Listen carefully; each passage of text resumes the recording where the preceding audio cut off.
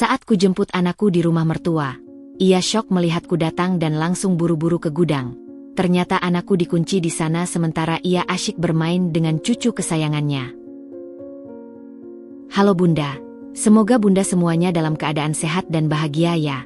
Sebelum masuk ke ceritanya, jangan lupa nyalakan subtitle dan absen terlebih dahulu ya. Bunda-bunda semua dari daerah mana saja? Jangan lupa like, komen, dan subscribe channel ini ya. Selamat menonton.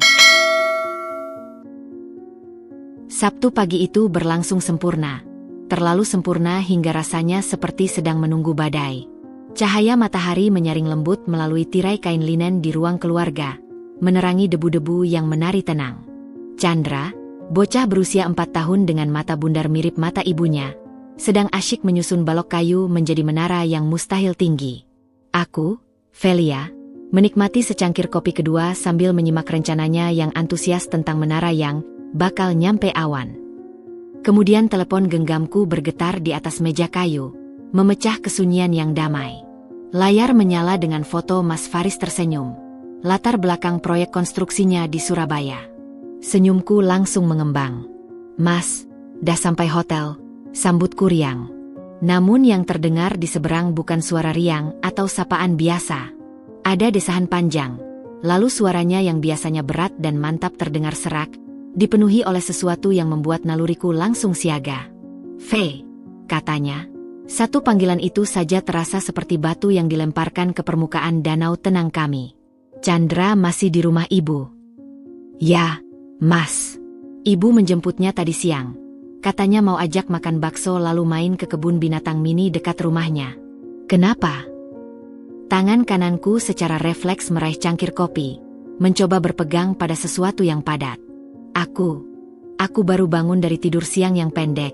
Mimpi buruk. Suara Mas Faris terdengar berusaha dikendalikan. Aku mimpi Chandra menangis, tapi tangisnya seperti teredam, seperti dari dalam kotak atau ruangan sempit. Dia memanggil kita, tapi kita tidak bisa menemukan pintunya. Dingin. Sebuah sensasi dingin merayap dari tulang belakangku naik ke tengkuk. Mas Faris bukanlah lelaki yang mudah cemas. Sebagai manajer proyek, dia terbiasa dengan kalkulasi dan logika. Mimpi baginya hanyalah bunga tidur. Tapi ini berbeda. "Mas, itu cuma mimpi. Kecemasan karena jauh mungkin," kataku, lebih untuk meyakinkan diriku sendiri. "Mungkin," gumamnya, tetapi keraguannya jelas. Tapi tadi sebelum tidur, aku telepon ibu. Aku ingin menyapa Chandra. Ibu bilang Chandra sedang asyik mandi air mancur di belakang, tidak bisa diajak bicara. Tapi, V, di belakang rumah ibu tidak ada air mancur. Hanya kolam ikan yang sudah kering dan keran biasa. Sekarang kecemasan itu tidak lagi hanya miliknya. Jantungku mulai berdetak lebih kencang, tidak beraturan. Mungkin Chandra lagi main air di keran, lalu ibu bilang begitu biar keren.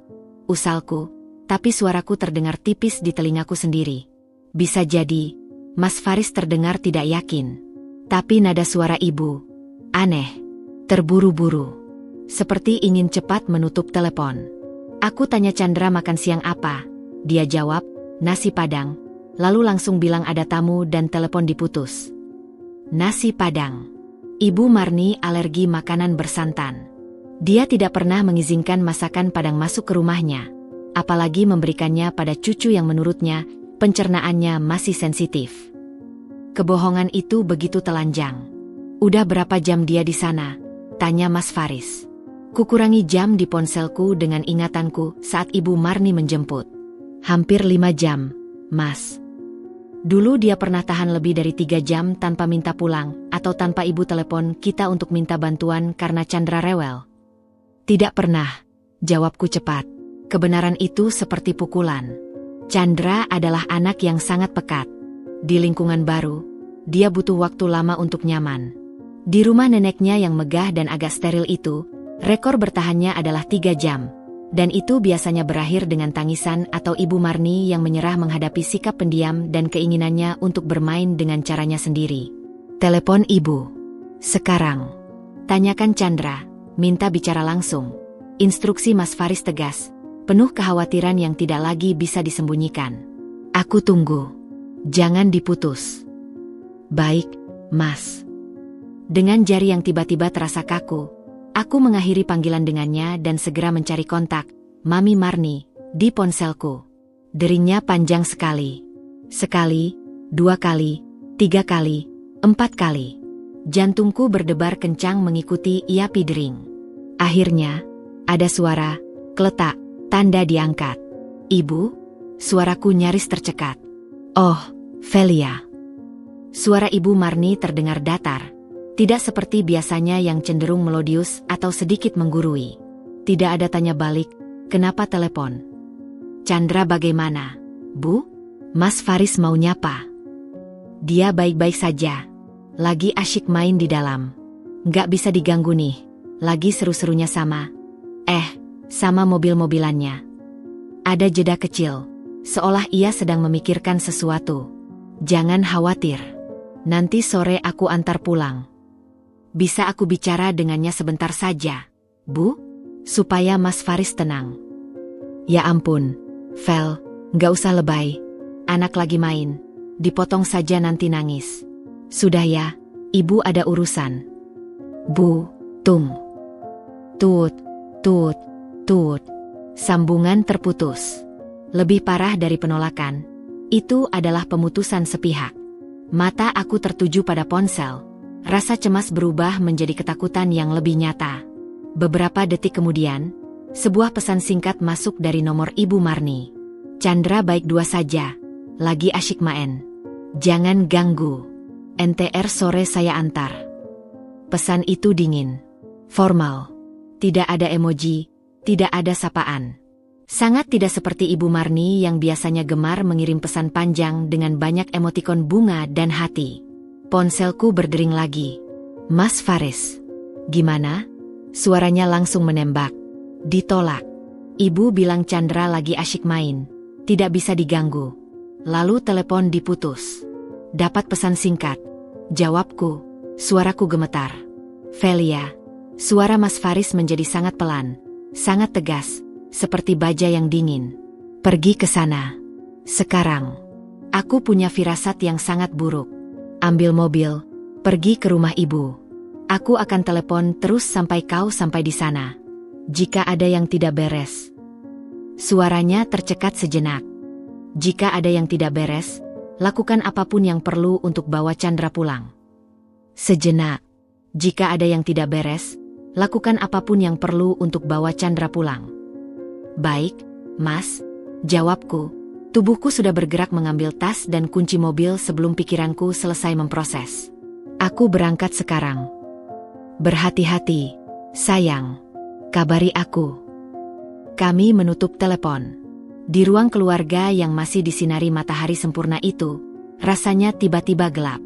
Menara balok kayu Chandra masih berdiri tidak lengkap, seolah menunggu pembangunnya kembali. Aku menatapnya, dan sebuah keyakinan mengeras di dada. Ada yang sangat salah. Dan naluri seorang ibu tidak pernah berbohong. Aku harus mengambil anakku pulang.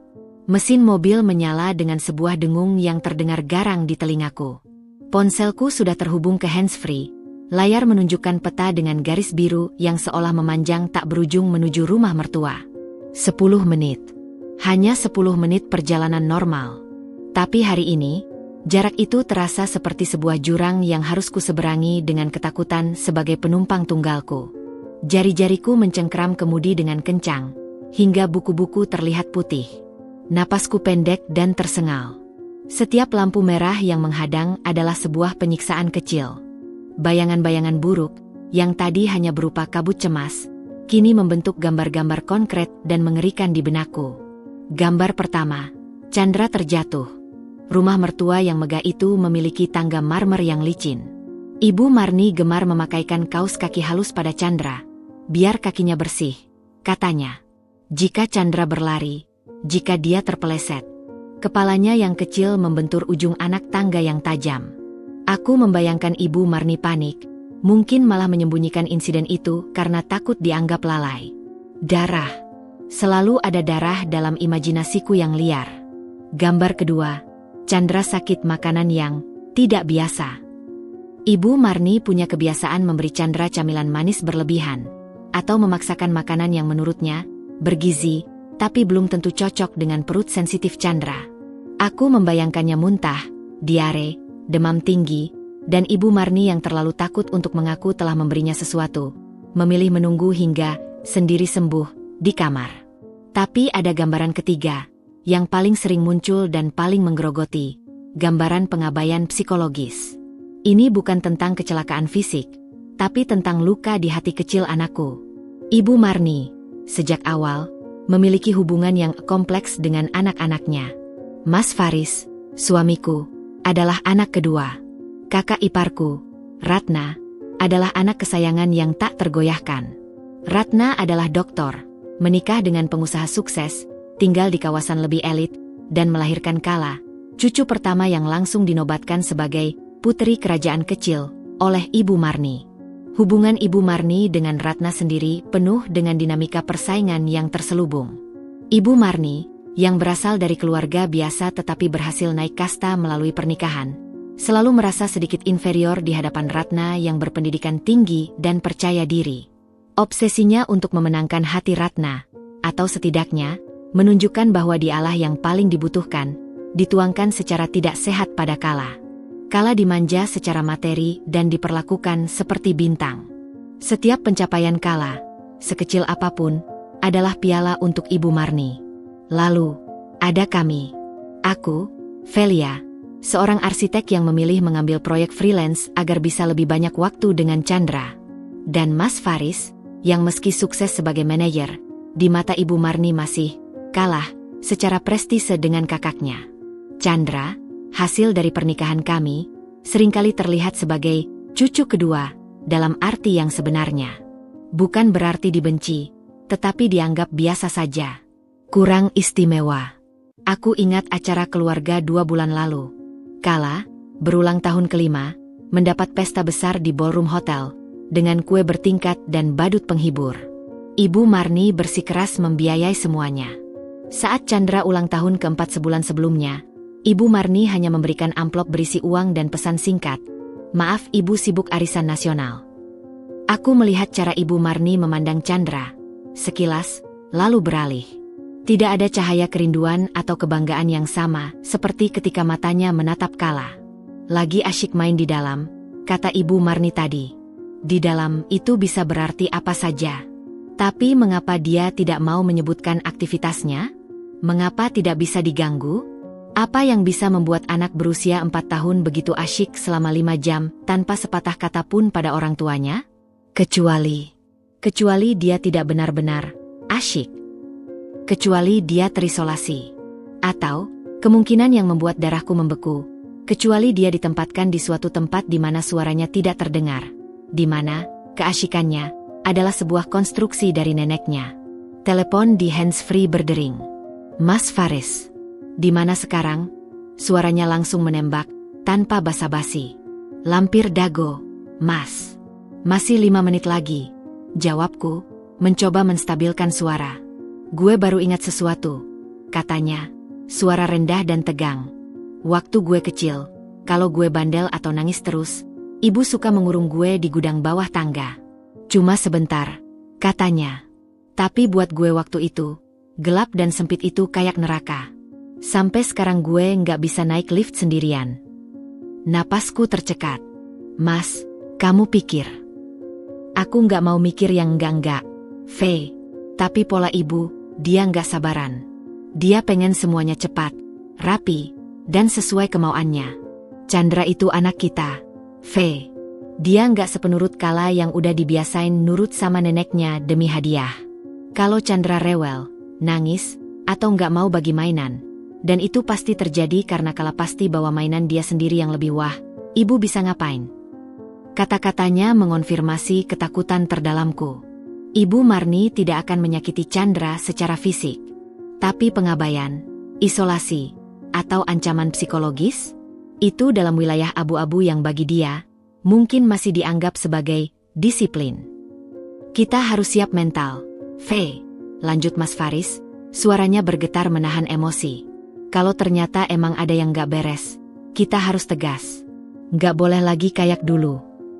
Aku mengangguk, meski dia tak bisa melihat. Aku tegas, Mas. Demi Chandra. Good. Gue terus di line. Jangan dimatikan.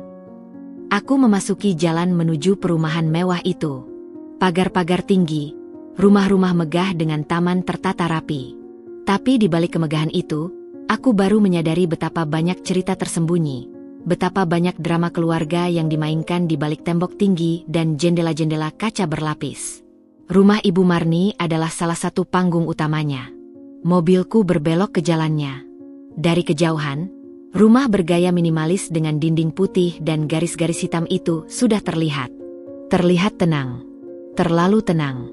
Tidak ada suara anak-anak bermain di halaman depan yang luas. Naluriku, yang sudah berteriak sejak tadi, kini seperti membisikkan sebuah peringatan akhir dengan suara yang jelas dan dingin. Persiapkan dirimu, Velia. Persiapkan dirimu untuk melihat sesuatu yang akan mengubah segalanya. Jantungku berdebar kencang, hampir menyakitkan. Aku menarik napas dalam-dalam, memarkir mobil di depan gerbang besi yang terbuka. Mataku langsung mencari. Tidak ada Chandra. Hanya mobil mewah Kak Ratna yang terparkir rapi. Ini saatnya. Aku membuka pintu mobil dan menginjakan kaki di aspal yang panas. Perjalanan 10 menit itu telah berakhir. Sekarang, perjalanan yang sesungguhnya, menyelamatkan anakku dari sesuatu yang bahkan belum aku pahami sepenuhnya, baru saja dimulai. Pintu mobilku banting dengan tidak sadar. Suaranya yang keras memecah kesunyian siang yang pengap di perumahan elit itu. Suaraku masih terngiang di telinga sendiri. Aku tegas, "Mas," tapi lututku terasa seperti agar-agar. Aku menarik napas dalam, mencoba menenangkan denyut jantung yang berdegup kencak seperti drum perang di dadaku. Tangan kananku masih menggenggam ponsel, di mana suara Mas Faris terdengar sayup-sayup. Velia, kau sudah sampai." "Ya," bisikku serak. Mataku sudah menyapu seluruh area depan rumah seperti radar yang panik. Halaman rumput hijau yang selalu dipotong sempurna, pot bunga anggrek yang tersusun rapi, air mancur kecil di tengah yang hari ini menyala. Semua terlihat normal. Terlalu normal. Aku baru turun. Belum lihat siapa-siapa. "Masuk, V." "Langsung masuk." Desak suaranya dari ponsel yang kini kuselipkan di saku celana agar tanganku bebas. Aku butuh kedua tangan untuk apapun yang akan kuhadapi. Aku melangkah cepat melalui jalan setapak batu alam. Angin sore berhembus lembut, membawa wangi melati yang ditanam di pot besar. Tapi hari ini wangi itu terasa menusuk, seperti wewangian yang menutupi sesuatu yang busuk. Suara pertama yang kudengar bukanlah suara Chandra, melainkan tawa kala, riang, tinggi, tanpa beban. Tawa itu diikuti oleh suara Ibu Marni yang sedang bercerita dengan nada yang sama sekali berbeda dari nada datar dan terburu-buru di telepon tadi. Nada itu melodius, penuh perhatian, seperti suara seorang pendongeng di acara anak-anak. Lalu si kelinci kecil itu lompat ke lubang, dan dia ketemu dengan batu permata. "Nek, seperti di film," sahut suara kala yang bersemangat. "Benar sekali, sayang. Pintar kamu." Percakapan itu terdengar dari arah teras belakang, tempat favorit Ibu Marni untuk bersantai sambil mengawasi cucu. Biasanya, jika Chandra ada di sini, akan ada jeda, atau suara Ibu Marni yang mengoreksi dengan sedikit kesal. "Chandra, jangan ganggu kakaknya dong." Karena Chandra mungkin bertanya sesuatu yang dianggap menginterupsi cerita. Hari ini, tidak ada suara ketiga. Kaki-kakiku membawaku membelok ke samping rumah, mendekati sumber suara. Setiap langkah terasa berat. Dan kemudian, aku muncul di sudut yang membuka pemandangan ke teras belakang. Adegan itu tertangkap oleh mataku seperti sebuah foto yang sangat kontras. Ibu Marni duduk di kursi goyang anyaman rotan mahalnya, dengan baju batik sutra yang masih licin tanpa kusut. Di pangkuannya, duduk manis kala, mengenakan gaun prinses bermerek yang masih baru. Rambut kala dikepang rapi, dihiasi pita yang cocok dengan warna sepatu barunya. Di antara mereka, di mehan kecil marmer, tergeletak sepiring besar es krim coklat dengan taburan sprinkle dan potongan buah.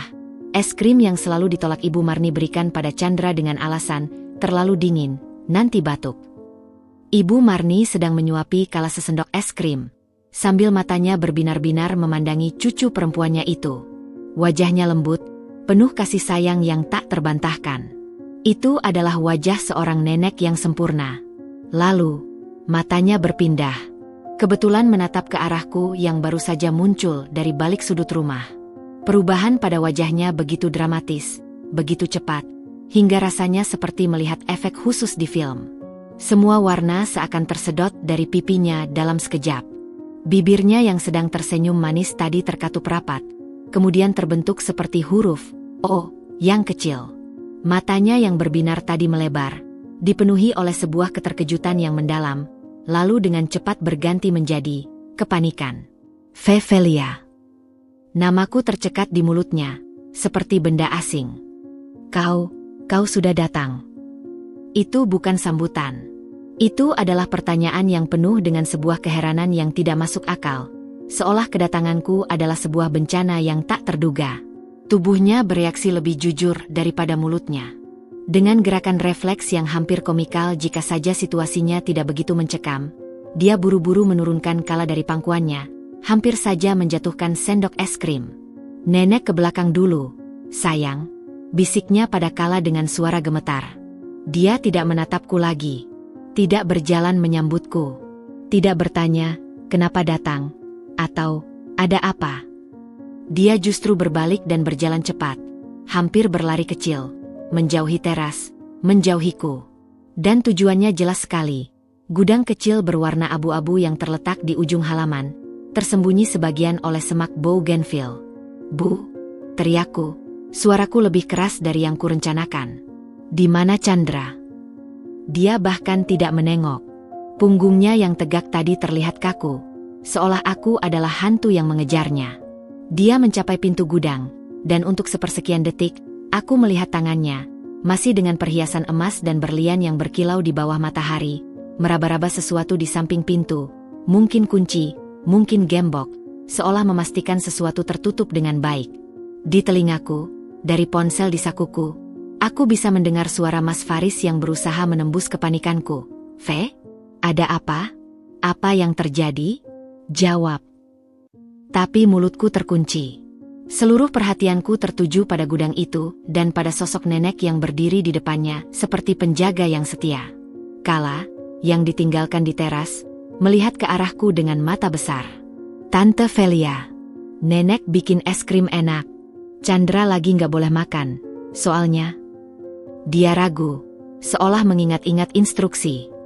"Soalnya Chandra lagi di time out," kata nenek, "di kamar hukuman." Kamar hukuman.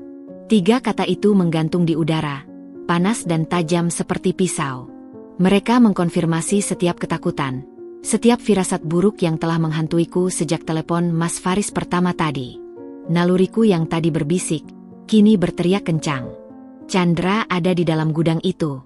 Tanpa pikir panjang lagi, aku melesat. Aku tidak lagi berjalan. Aku berlari menyusuri jalan setapak, melewati pot-pot bunga, mata tertuju pada pintu gudang dan pada sosok Ibu Marni yang sekarang berbalik dan menghadapiku. Wajahnya campur aduk antara rasa bersalah yang dalam dan sebuah keputusasaan untuk mempertahankan kebohongannya. Perjalanan 10 menit dengan mobil telah usai. Sekarang, perjalanan beberapa detik yang terasa seperti abadi ini akan menentukan segalanya. Aku harus mencapai gudang itu. Aku harus membuka pintunya. Aku harus mengambil anakku. Lariku menyusur jalan setapak terasa seperti bergerak dalam mimpi buruk di mana tanah di bawah kaki terasa lengket dan tujuan menjauh. Setiap detak jantung berdentum keras di telinga, menenggelamkan suara angin dan kicau burung. Yang bisa kulihat hanyalah pintu gudang berwarna abu-abu kusam itu, dan sosok Ibu Marni yang membelakangiku, tubuhnya tegang. "Ibu!"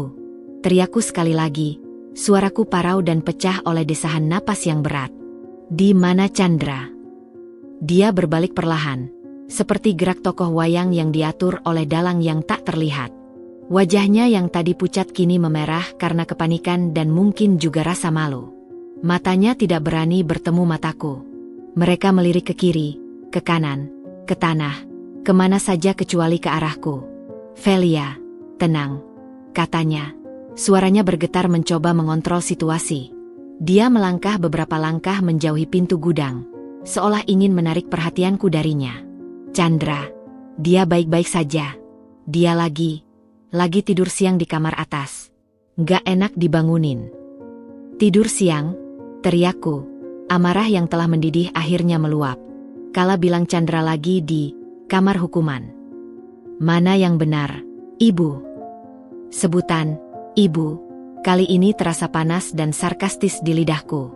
Dia tersentak, seolah kata-kata Kala adalah pengkhianatan yang tak terduga. Bibirnya bergetar. Anak kecil itu salah dengar. Chandra cuma lagi di time out sebentar karena rewel. Di kamar tamu. Bukan hukuman. Dia berbohong.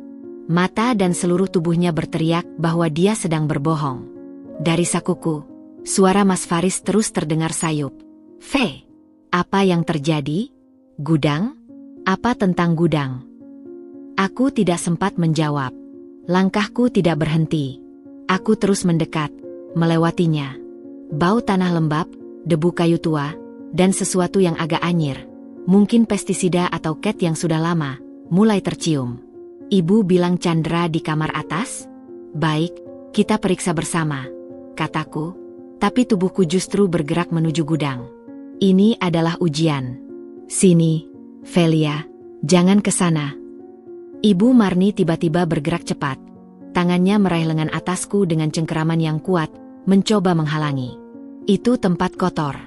Banyak sarang laba-laba dan peralatan tukang. Nanti bajumu kotor." Sentuhannya terasa seperti sengatan listrik.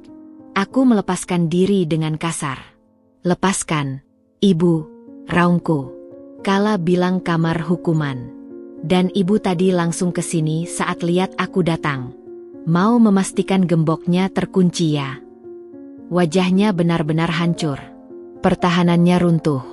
Dia tak sanggup lagi menyangkal fakta bahwa perilakunya sendiri telah mengkhianatinya. Bukan begitu maksudnya. Gumamnya, lemah. Aku tidak peduli lagi. Aku sudah sampai di depan pintu gudang kayu yang kokoh. Di sanalah, bau anyir itu lebih kuat. Dan lebih penting lagi, dari balik celah-celah kecil di antara papan kayu yang tidak rapat, dan dari ventilasi kecil berjeruji besi di bagian atas pintu, ku dengar sesuatu. Suara kecil. Sangat kecil. Seperti tikus yang terjepit. Tapi itu bukan tikus. Itu adalah suara terisak-isak, tertahan, penuh kelelahan dan ketakutan yang tak terperi. "Mama, Papa." Dan kemudian, seperti mendengar langkahku atau mungkin merasakan kehadiranku secara naluriah, suara itu menjadi sedikit lebih keras, lebih jelas, dipenuhi oleh harapan yang menyayat hati. "Mama? Mama, aku di sini. Aku takut. Gelap. Aku mau keluar." Itu suara Chandra. Suaranya yang biasanya cerah dan penuh tanya, kini lirih, serak karena telah menangis terlalu lama. Dia memanggilku. Dari dalam sebuah kotak kayu gelap. Segumpal besi panas seketika menyumbat tenggorokanku. Air mata yang selama ini ditahan oleh adrenalin kini meluap, mengalir deras di pipiku. Rasa sakit, marah, dan kasihan yang begitu dalam menghantamku seperti gelombang tsunami. "Dengar itu, Ibu?" Suaraku bergetar liar, sementara tanganku meraba daun pintu yang terkunci dengan gembok besi kecil tapi kokoh. "Dengar tangis anak kita? Anak kandunganmu sendiri." Ibu Marni terdiam. Dia mendengarnya. Wajahnya menjadi abu-abu. Dia menutup mulutnya dengan tangan, mata berkaca-kaca, tapi bukan air mata penyesalan yang tulus, lebih mirip air mata karena ketahuan, karena konsekuensi yang akan datang. "Kunci, Ibu." Aku berteriak, suaraku nyaris hilang. "Beri aku kuncinya sekarang. Atau aku bobol pintu ini dengan tangan kosong." "Velia, jangan histeris," katanya. Tapi suaranya tak punya kekuatan lagi. "Kunci." Aku membalikkan badan, menghadapinya sepenuhnya. Aku tak lagi mengenali wanita di depanku. Ini bukan mertuaku. Ini adalah orang asing yang telah mengurung anakku dalam kegelapan. Sekarang. Atau aku telepoli sekarang juga dan ceritakan semuanya pada Faris, pada Pak Hadi, pada Kak Ratna, pada semua orang. Ancaman itu yang akhirnya membuatnya bergerak. Dengan langkah gontai, seolah setiap langkah menyakitkan, dia berjalan kembali ke arah rumah, masuk melalui pintu belakang. Aku mendengar suara laci dibuka, gemerincing kunci. Selama itu, aku menempelkan mulutku ke celah pintu gudang. Chandra, sayang, Mama di sini. Mama di luar. Sebentar lagi, sayang. Sebentar lagi Mama buka pintu. Kamu kuat ya, Nak? Mama di sini. Dari tadi, janji nenek juga gitu. Ma, jawabnya, suaranya penuh kekecewaan yang membuat dadaku sesak. Tapi nggak dibuka-buka. Gelap, Ma. Ada suara gesek-gesek. Aku kedinginan. Aku tahu, sayang. Mama minta maaf. Mama datang sekarang. Nggak lama lagi. Terdengar langkah cepat. Ibu Marni kembali dengan sebingkai kunci di tangan. Dia mengulurkan satu kunci kecil. Tanganku yang gemetar merebutnya. Aku mencocokkannya ke gembok. Pertama kali, gagal karena tanganku terlalu gemetar. Kedua kali, gagal. Aku menarik napas panjang, memaksakan ketenangan. Suara Mas Faris masih bersuara dari sakuku. Velia, tolong katakan sesuatu. Apa yang terjadi? Aku tak sempat menjawab. Akhirnya, pada percobaan ketiga, klik. Gembok itu terbuka. Dengan gemetar yang lebih hebat, aku menarik gembok itu dari engselnya, melemparkannya ke tanah. Lalu, dengan kedua tangan, aku mendorong daun pintu gudang yang berat itu. Pintu itu berderit pelan, membuka dunia gelap di dalamnya pada cahaya sore yang keemasan. Dan disitulah, di balik bayang-bayang dan debu yang menari-nari di sinar matahari, aku melihatnya. Anakku. Cahaya sore yang menusuk mata pelan-pelan menyibak kegelapan di dalam gudang. Awalnya, hanya bentuk-bentuk samar. Tumpukan kardus bekas peralatan elektronik, kalengket yang berkarat, pipa paralon berserakan, dan sebuah sepeda roda 3 tua yang sudah kehilangan setangnya. Bau apek, lembab, dan logam busuk memenuhi udara, menyergap indera penciumanku. Lalu, mataku menyesuaikan diri.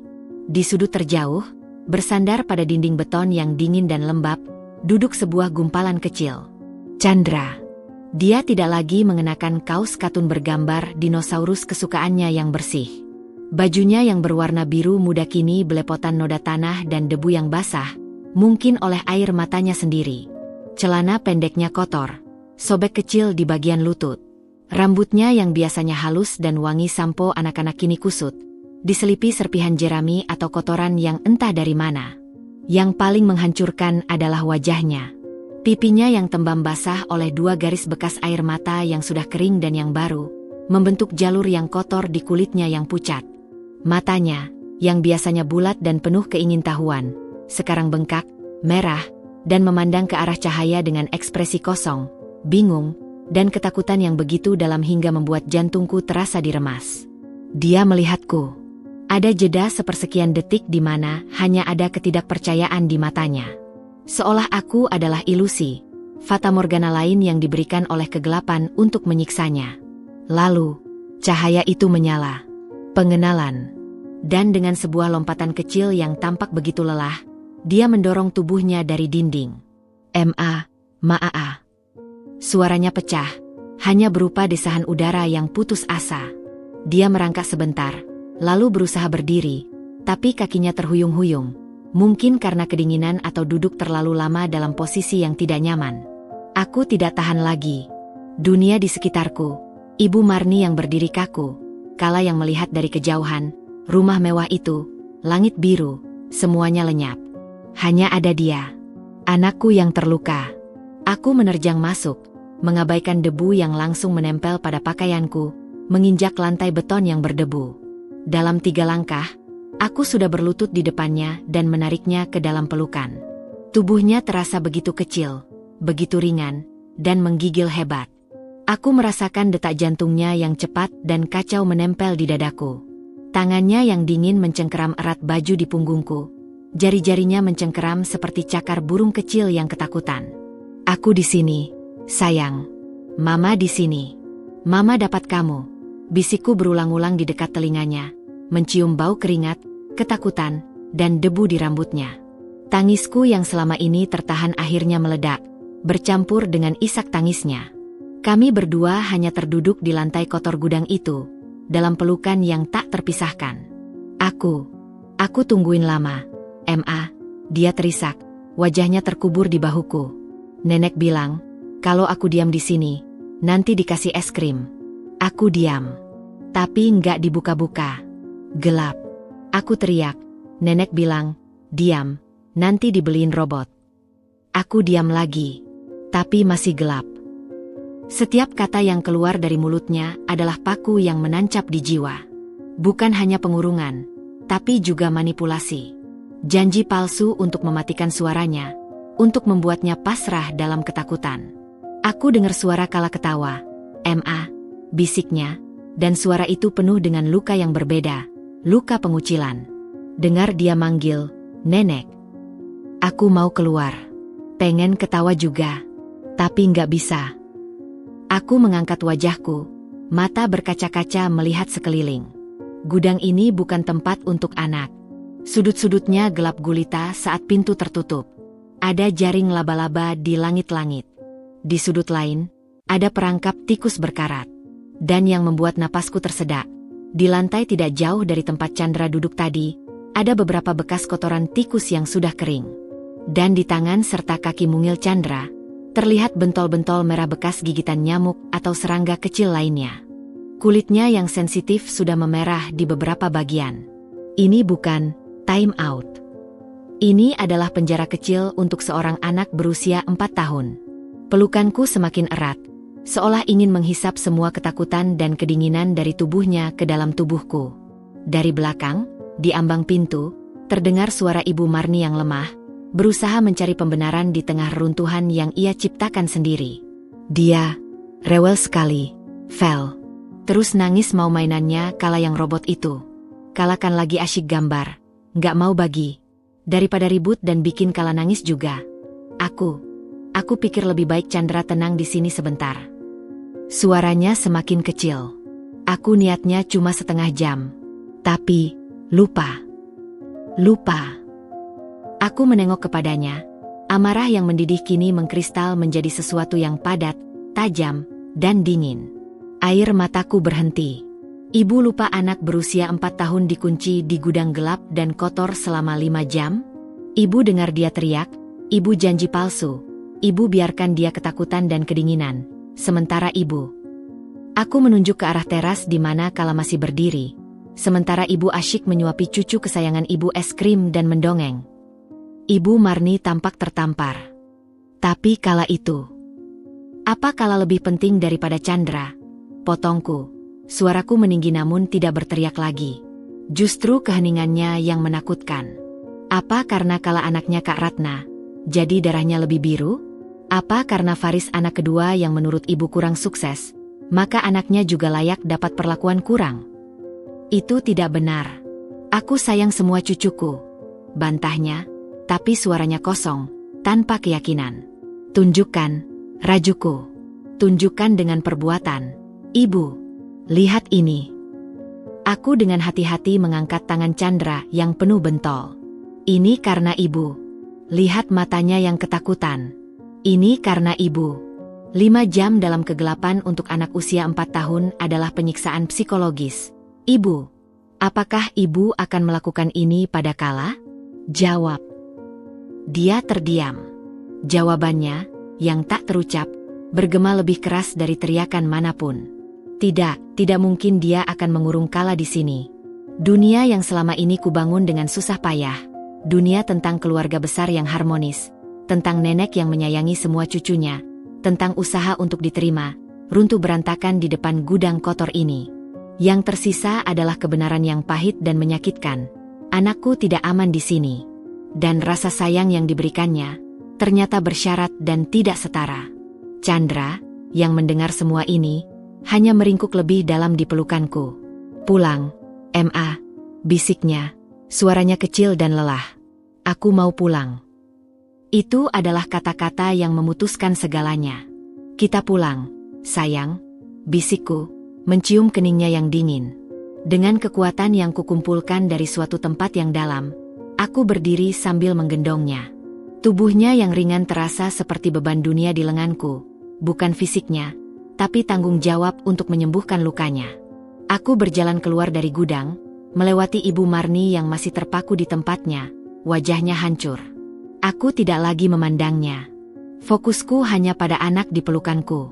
"Velia, tunggu." Suaranya memohon di belakang. Aku tidak berbalik. Tidak lagi. Ada waktunya untuk berbicara, untuk konfrontasi, tapi bukan sekarang. Sekarang adalah waktunya untuk membawa korban pulang. Langkahku mantap menuju mobil. Chandra menempel erat. Wajahnya kembali terkubur di bahuku, tidak lagi melihat ke arah rumah neneknya. Aku membaringkannya di kursi belakang, mengikat sabit pengamannya dengan lembut, menyeka wajahnya dengan tisu basah yang kebetulan ada di mobil. "Kita pulang ke papa ya, sayang," kataku. Suaraku kembali lembut hanya untuknya. Dari jendela mobil, aku melihat Ibu Marni masih berdiri di depan gudang terbuka itu. Sosoknya terlihat kecil dan kesepian di tengah halamannya yang luas dan sempurna. Tapi simpati tidak lagi muncul. Yang ada hanya rasa pilu dan marah yang membeku. Aku memasukkan persneling, mobil bergerak meninggalkan rumah itu. Di kaca spion, gambarnya semakin mengecil. Sebuah bab telah berakhir dengan cara yang paling mengerikan. Dan bab baru, bab pemulihan dan pertanggungjawaban, baru saja dimulai. Perjalanan pulang 10 menit itu terasa abadi. Chandra tak lagi menangis, hanya terdiam lesu di kursi belakang, sesekali mengisap jempolnya, kebiasaan yang sudah lama hilang dan kembali muncul sebagai mekanisme pelarian. Matanya kosong menatap keluar jendela, tetapi aku yakin dia tidak benar-benar melihat apa-apa. Dia masih berada di dalam gudang itu, di dalam kegelapan itu. Tanganku masih gemetar di atas kemudi. Ponsel di handsfree hidup kembali. Suara Mas Faris yang penuh kecemasan memenuhi kabin. "Velia, akhirnya. Ada apa tadi? Kenapa kamu tidak menjawab?" Aku mendengar teriakan, suara pintu. "Chandra bagaimana?" Rentetan pertanyaannya tak terbendung. Aku menarik napas dalam, mencoba mengatur kata-kata di tengah bencana yang masih berkecamuk dalam kepalaku. "Kami sudah keluar dari sana, Mas. Aku bawa Chandra pulang." Suaraku serak. "Dari mana? Kenapa suaramu seperti itu?" "Chandra baik-baik saja." "Tidak, Mas. Dia tidak baik-baik saja." Air mata kembali menggenang, tapi kutetapkannya. Ibu mengurungnya. Di gudang. Gudang samping rumah yang gelap dan kotor itu. Terkunci. Ada keheningan yang menyakitkan di seberang sana. Lalu, terdengar suara seperti orang tertusuk. "Astagfirullah. Apa yang kau katakan?" "Selama hampir 5 jam, Mas. Ibu mengunci Chandra di gudang karena dia rewel, mengganggu kala yang sedang asyik bermain. Ibu memberinya janji-janji palsu agar dia diam. Sementara ibu sendiri di teras, menyuapi kala es krim dan mendongeng untuknya. Setiap kata terasa seperti pisau yang kukeluarkan dari lukaku sendiri untuk ditunjukkan padanya. Tidak mungkin. Ibu tidak mungkin.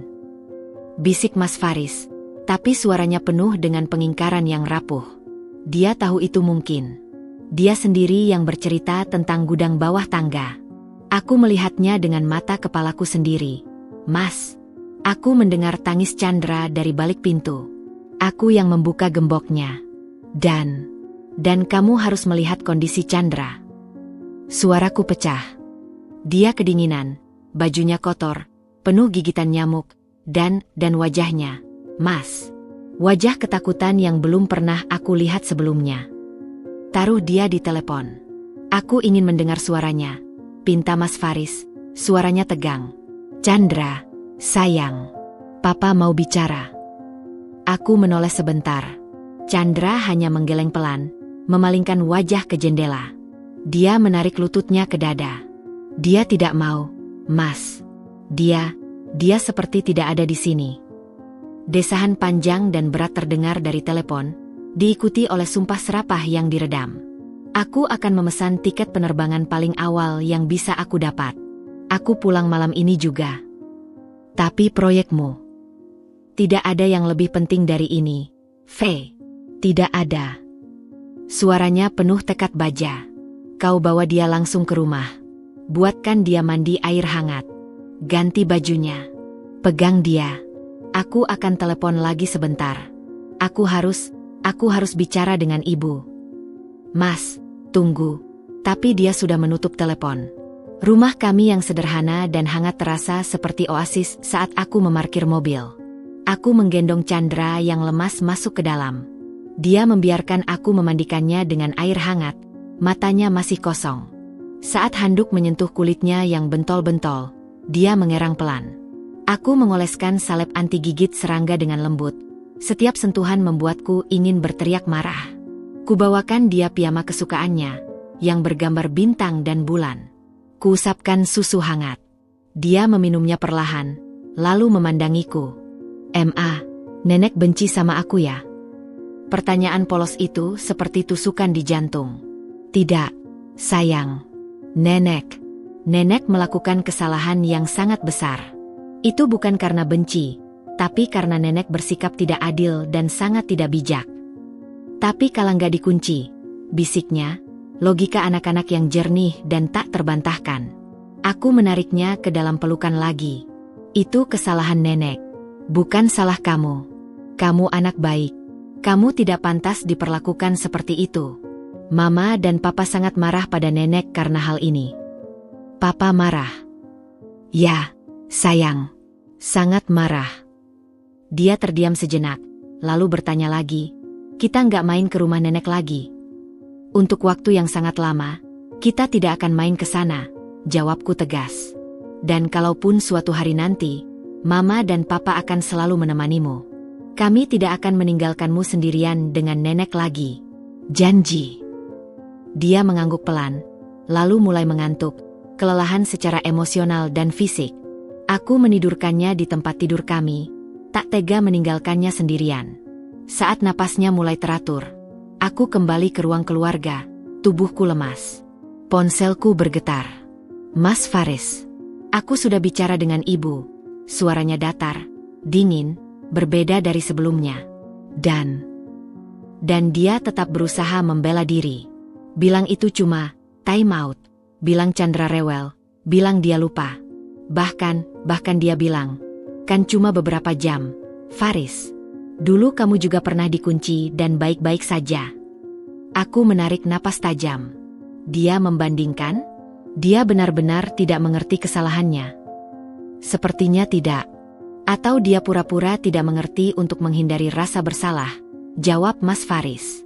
Suaranya kemudian berubah, penuh dengan keputusan yang tak terbantahkan. "Kita tidak akan ada kontak dengan mereka untuk sementara waktu. Aku sudah bilang padanya. Tidak ada telepon, tidak ada kunjungan, tidak ada foto. Chandra adalah prioritas kita sekarang." "Kak Ratna." Aku sudah telepon dia juga. Dia syok. Dia menangis. Dia minta maaf tak terkira, meskipun ini bukan salahnya. Dia bilang akan datang besok untuk melihat Chandra. Aku mengangguk, meski dia tak lihat. "Baik." Suara Mas Faris menjadi lebih lembut, penuh penyesalan. "Aku minta maaf. Aku seharusnya tahu. Polanya sudah ada sejak dulu. Aku seharusnya lebih protektif. Kita berdua, Mas, kita terlalu berusaha menjadi anak dan menantu yang baik, hingga mengabaikan tanda-tanda peringatan untuk menjadi orang tua yang waspada." Aku menjawab, "Tapi sekarang kita tahu. Sekarang kita bertindak." "Ya, sekarang kita bertindak. Aku akan tiba jam 1 malam nanti. Jangan buka pintu untuk siapapun kecuali aku." "Baik. Hati-hati, Mas." Telepon ditutup. Aku berjalan ke kamar, melihat Chandra yang sedang tidur bergelut dalam mimpi, keningnya berkerut, tangannya terkepal. Aku berbaring di sebelahnya, memeluknya pelan. Kebenaran yang pahit itu kini telah terungkap sepenuhnya, bahwa dalam keluarga besar yang tampak sempurna, ada toksik favoritisme yang bisa meracuni dan melukai yang paling tak berdaya. Cinta neneknya ternyata bersyarat. Dan rasa aman yang seharusnya dia dapat di rumah keluarga sendiri, ternyata ilusi. Malam itu, sambil menjaga anakku yang trauma, aku bersumpah. Peristiwa di gudang itu bukan akhir. Itu adalah awal dari sebuah perjuangan panjang, untuk menyembuhkan Chandra, dan untuk memastikan bahwa karma, dalam bentuk pertanggungjawaban dan perubahan, benar-benar sampai pada mereka yang bersalah. Kebenaran memang pahit, tapi diam dan membiarkan adalah lebih pahit lagi. Malam itu, meski berada dalam pelukanku, tidur Chandra tidak pernah benar-benar tenang.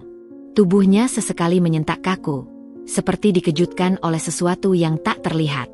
Kelopak matanya yang tertutup berkedut-kedip cepat.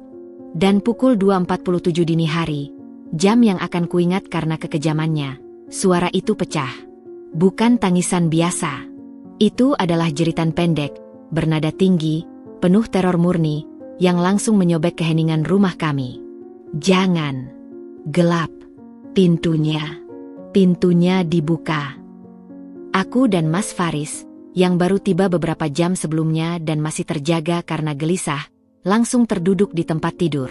Chandra menjerit sambil matanya masih tertutup rapat, tenggelam dalam mimpi buruk. Tangannya meninju udara, seolah berusaha mendorong sesuatu yang tak ada. Sayang, Chandra, bangun. Mama di sini. Papa di sini, kataku sambil menggoyang-goyang pelan tubuhnya yang kaku. Mas Faris menyalakan lampu tidur. Wajahnya pucat dan hancur melihat putranya dalam keadaan seperti itu. Chandra membuka mata, tapi untuk beberapa detik, tatapannya kosong, tak mengenali kami. Napasnya tersengal-sengal, keringat dingin membasahi piyamanya. Lalu, pengenalan itu kembali. Dia langsung meringkuk ke arahku, tubuhnya kembali menggigil. Ada tikus, Ma. Besar. Mau gigit aku di gelap, isaknya. Tidak ada tikus, sayang. Itu mimpi. Kamu di kamar sendiri, sama mama papa, bisikku, menahan isak tangis sendiri. Mas Faris duduk di sisi tempat tidur, mengelus punggung Chandra dengan tangan yang besar tapi sangat lembut. Kamu aman, nak. Papa di sini. Tidak ada yang akan mengurungmu lagi. Janji papa. Suara Mas Faris berat, penuh dengan emosi yang tertahan. Butuh hampir sejam untuk menenangkannya kembali hingga tertidur. Dan itu pun tidurnya gelisah. Paginya, Chandra bangun dengan mata sembab dan sikap yang berubah. Dia yang biasanya mandiri, sekarang seperti bayangan. Kemanapun aku pergi, ke dapur, ke kamar mandi, dia mengikutiku dalam jarak dekat, tanpa bicara. Jika aku menghilang dari pandangannya meski hanya untuk mengambil handuk di lemari, dia akan memanggil dengan suara cemas. Ma? Mama. Dia juga menjadi takut pada ruangan tertutup. Saat aku hendak masuk ke pantry kecil untuk mengambil tepung, dia meraih ujung bajuku. Jangan, Ma. Nggak bisa keluar. Aku harus meninggalkan pintu pantry terbuka lebar dan terus mengajaknya bicara agar dia tenang. Itu adalah pukulan telak. Luka fisik bentol-bentol itu akan sembuh. Tapi luka di jiwanya, ketakutan akan pengurungan dan kegelapan, jelas dalam dan nyata. Kita harus bawa dia ke profesional. V. Kata Mas Faris pagi itu setelah menyaksikan episode ketakutan di depan pantry. Matanya merah karena kurang tidur dan kecemasan. Ini di luar kemampuan kita. Kita butuh bantuan untuk membantunya memproses ini. Aku mengangguk, tak sanggup berkata-kata. Bayangan anakku yang ceria telah digantikan oleh bayangan anak yang selalu waspada dan ketakutan. Rasa bersalah karena membiarkan dia pergi dengan Ibu Marni kemarin adalah beban yang nyaris tak tertahankan. Ding dong. Bel pintu berbunyi. Melalui monitor, kulihat Kak Ratna berdiri di depan pagar. Wajahnya cemas, membawa sebuah kardus berisi mainan dan beberapa kotak kue. Kala tidak bersamanya, aku memandang Mas Faris. Dia menghela napas, lalu mengangguk. Kita harus memberitahu dia kondisi sebenarnya. Dan dia perlu melihat. Aku membuka pintu. Begitu melihatku, air mata Kak Ratna langsung mengalir. Velia, aku tidak tahu harus berkata apa. Aku malu. Aku sedih. Aku baru tahu semalam betapa parahnya. Dia memelukku erat. Ini salahku juga. Aku selalu membiarkan ibu memanjakan kala berlebihan. Aku pikir itu cuma masalah biasa nenek dan cucu. Masuk dulu, Kak, kataku, memutuskan pelukannya. Suaraku datar. Emosiku sudah terlalu lelah untuk menyalahkan siapapun selain Ibu Marni. Begitu masuk dan melihat Chandra yang duduk merangkul bantal di sofa, mata kosong menatap kartun yang tak ditontonnya, Kak Ratna menutup mulutnya. Oh, Tuhan. Chandra, sayang. Chandra melihatnya, lalu memandang ke bawah, tidak merespons. Kondisinya seperti ini sejak tadi malam, Kak. Jelas Mas Faris dengan suara lowong. Mimpi buruk, ketakutan pada ruangan tertutup, separation anxiety yang parah. Kami akan membawanya ke psikolog anak hari ini juga. Kak Ratna terduduk di kursi, seperti kehilangan tenaga. Psikolog? Begitu parahnya. 5 jam dalam kegelapan total, dikurung, dimanipulasi dengan janji palsu, sendirian, untuk anak 4 tahun? Ya, Kak, itu sangat parah. Jawabku, tidak bisa menyembunyikan kepahitan. Aku sudah konfrontasi ibu tadi pagi, bisik Kak Ratna. Aku bawa Kala, dan aku tanya di depan Kala, apakah benar dia mengurung Chandra. Dia masih berkelit, Vel. Bilangnya, hanya sebentar, hanya untuk mendisiplinkan. Bahkan dia marah padaku karena membesar-besarkan dan membuat Kala takut. Dia bilang, kamu selalu cari cara untuk menjatuhkan ibumu di depan anakmu. Aku menggeleng, rasa muak menyeruak. Ibu Marni lebih peduli pada citra dan hubungannya dengan Kala daripada pada trauma yang ditimbulkannya pada Chandra. Ibu tidak mengerti, atau tidak mau mengerti, bahwa ini bukan tentang membesar-besarkan. Ini tentang trauma anak, kata Mas Faris, mengepalkan tangan. Karena itulah, keputusan kami tetap. No contact. Sampai kami merasa Chandra aman secara emosional. Dan sampai ibu menunjukkan penyesalan yang tulus, bukan sekadar menyesal karena ketahuan. Kak Ratna mengangguk pelan. Aku mengerti. Aku akan menghormati itu. Untuk Kala, aku akan menjelaskan dengan cara yang bisa dia mengerti. Bahwa nenek melakukan kesalahan besar pada Chandra, dan bahwa kita harus melindungi Chandra sekarang. Siang harinya, kami membawa Chandra ke Dr. Arif, seorang psikolog anak yang direkomendasikan. Sesinya berlangsung 1 jam, dengan kami menunggu di luar dengan jantung berdebar-debar. Setelah itu, Dr. Arif mengajak kami bicara. Secara klinis, Chandra menunjukkan gejala acute stress disorder dengan kecenderungan ke arah trauma psikologis spesifik terkait pengurungan dan kegelapan. Jelas Dr. Arif dengan suara tenang namun serius. Gejalanya, mimpi buruk repetitif, penghindaran terhadap stimulus yang mengingatkan pada kejadian, ruangan kecil, gelap, perubahan mood negatif, dan hypervigilance. Ini perlu penanganan serius. Apakah ini akan permanen? Tanya Mas Faris, suaranya hampir bergetar. Tidak harus. Dengan terapi yang tepat dan lingkungan yang sangat suportif, anak-anak memiliki resilience yang luar biasa. Namun, butuh waktu dan konsistensi. Saya sarankan terapi play terapi seminggu sekali untuk Chandra. Dan untuk orang tua, penting sekali untuk memberikan rasa aman yang ekstra, validasi perasaannya. Iya, memang salah nenek, kamu tidak bersalah. Dan tidak memaksanya untuk melupakan atau memaafkan. Kami mendengarkan dengan saksama. Hati semakin sakit namun juga ada sedikit pencerahan. Ada jalan. Ada cara untuk membantunya. Biaya terapi yang tidak sedikit dan komitmen waktu bukanlah masalah. Masalahnya adalah penderitaan yang harus dialami anak kami, yang sama sekali tidak perlu terjadi. Dalam perjalanan pulang, Chandra tertidur di kursi belakang. Mataku bertemu dengan Mas Faris di kaca spion. Dengar tadi, V, katanya pelan. Lingkungan yang sangat suportif. Itu berarti kita harus memutuskan sumber toksiknya sampai benar-benar aman. Tidak ada kompromi. Tidak ada kompromi. Ku konfirmasi. Sore itu, telepon dari rumah mertua terus berdering. Ibu Marni. Dia mungkin ingin berbicara, mungkin ingin minta maaf, atau mungkin justru ingin menyalahkan kami karena membawa Chandra ke psikolog, yang pasti akan dia anggap sebagai memalukan keluarga.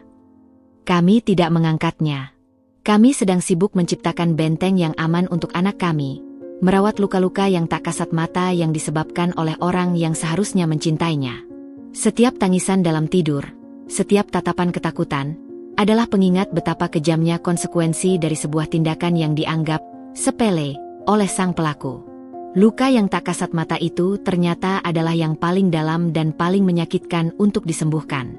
Dan kami, sebagai orang tuanya, bersumpah akan berada di sana untuknya, melangkah bersama melalui setiap sesi terapi, setiap mimpi buruk, setiap ketakutan, sampai cahaya kembali di matanya. Dan untuk Ibu Marni, biarlah dia mendengar kesunyian dari telepon yang tak pernah diangkat sebagai pengantar karma pertamanya. Kehilangan akses pada cucu yang telah dilukainya. Sunyi di rumah kami selama 2 hari itu memiliki kualitas yang berbeda. Bukan sunyi yang damai, melainkan sunyi yang tegang, seperti udara sesaat sebelum badai. Setiap dering telepon atau bunyi notifikasi dari grup keluarga besar adalah sentakan kecil yang mengingatkan kami pada dunia di luar benteng yang kami bangun untuk Chandra. Kami telah memblokir nomor Ibu Marni, tapi telepon rumah masih berdering, dan pesan-pesan dari akun media sosialnya, yang belum kami blokir karena belum terpikir, mulai berdatangan. Faris, ini ibumu. Tolong angkat telepon. Kita perlu bicara baik-baik sebagai keluarga. Velia, aku tahu kamu marah. Tapi jangan pisahkan Faris dan Chandra dari keluarganya sendiri. Ini hanya kesalahpahaman. Aku ingin minta maaf pada Chandra. Pesan terakhir itu yang membuat bibirku menyeringat. Ingin minta maaf pada Chandra. Bukan kepada kami, orang tuanya. Seolah kami hanya penghalang antara dia dan cucunya. Dan, ingin, bukan berarti, akan. Itu adalah kata yang samar, tidak memiliki komitmen waktu atau tindakan nyata. Mas Faris, yang biasanya menjadi penengah, kali ini berdiri seperti batu karang. Kembalinya dia dari Surabaya dengan mata berkaca-kaca saat pertama kali memeluk Chandra yang ketakutan telah mengubah sesuatu dalam dirinya. Ayah yang lembut itu kini memiliki inti dari baja dingin. Minggu depan adalah arisan besar keluarga di rumah ibu. Semua om, tante, sepupu akan datang, kata Mas Faris suatu malam, menatap undangan digital di grup WhatsApp yang ramai.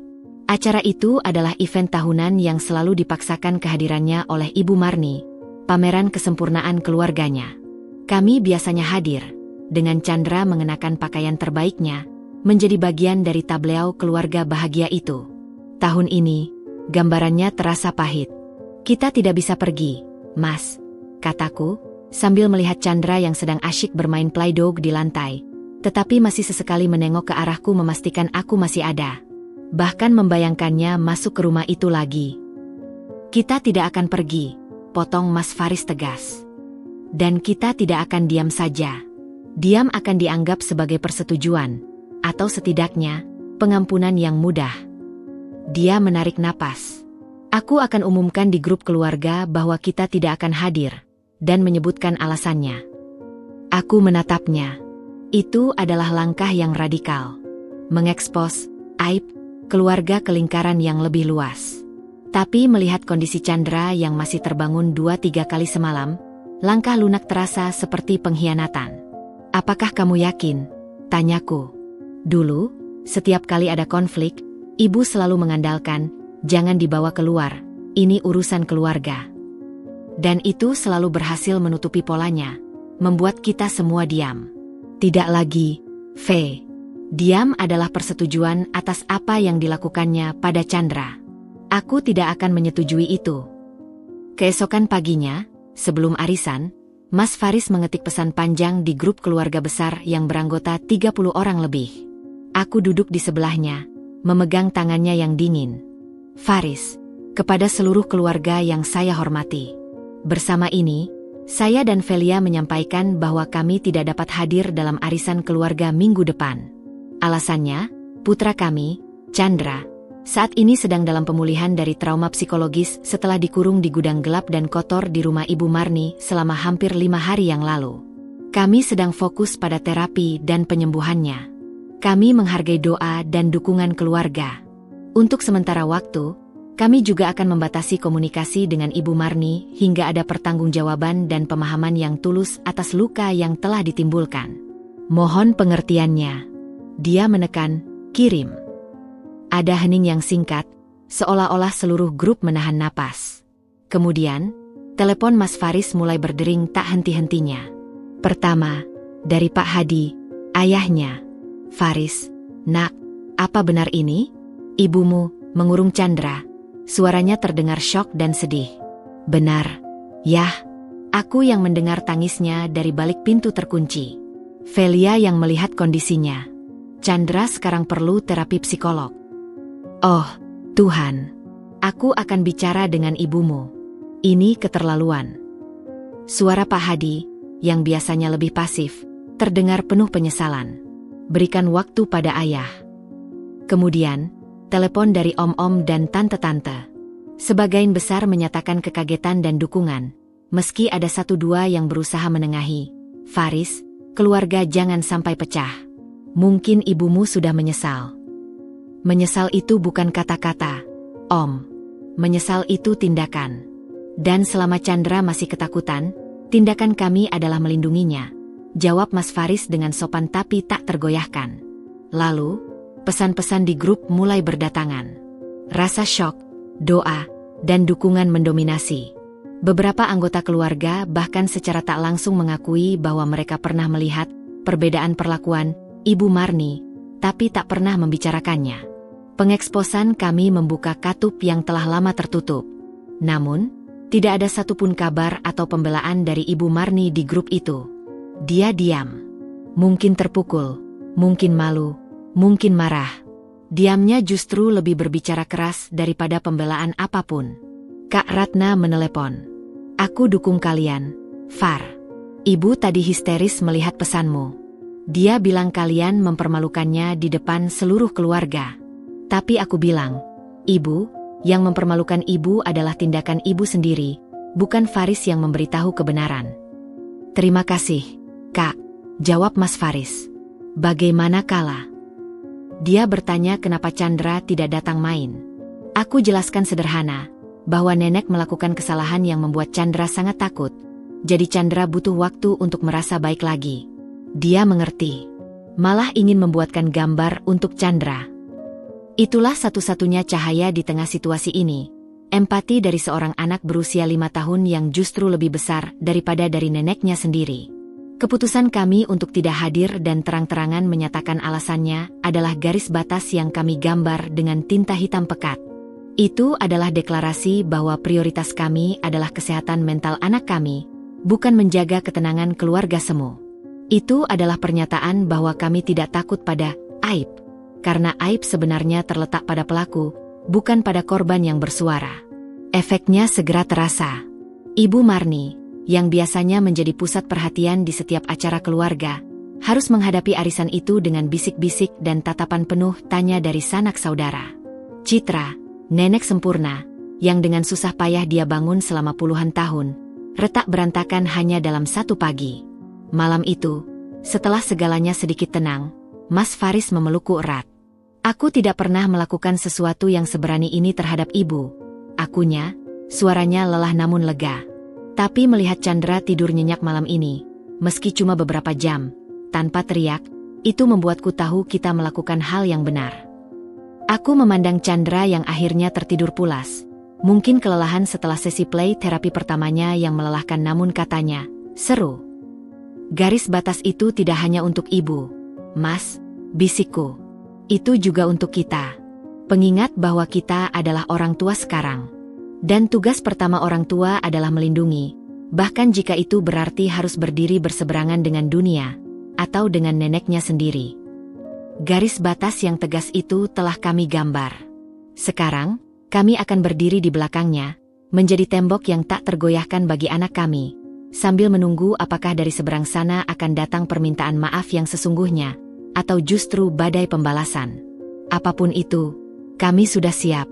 Karena di dalam garis batas ini, ada seorang anak kecil yang sedang berjuang untuk mengambil kembali cahayanya.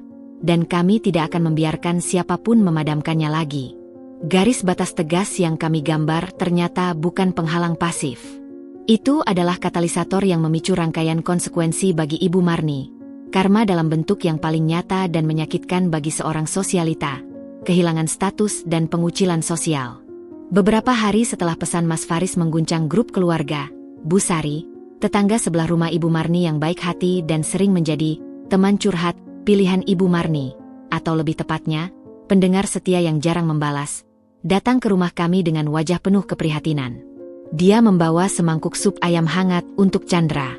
Saya dengar kabarnya, Vel, katanya setelah kami duduk di teras. Suaranya rendah, penuh empati.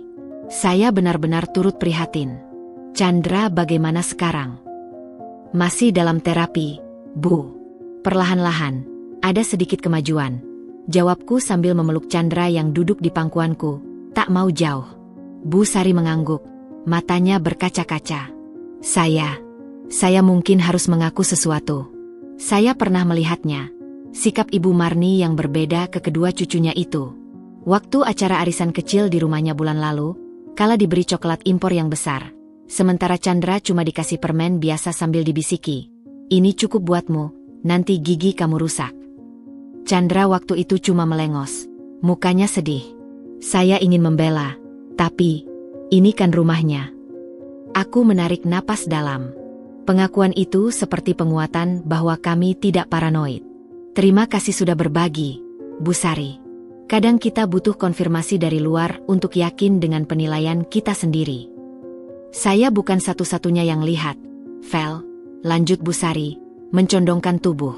Setelah pesan Mas Faris tersebar, banyak ibu-ibu di kompleks dan di lingkaran arisan Ibu Marni yang mulai berani bicara.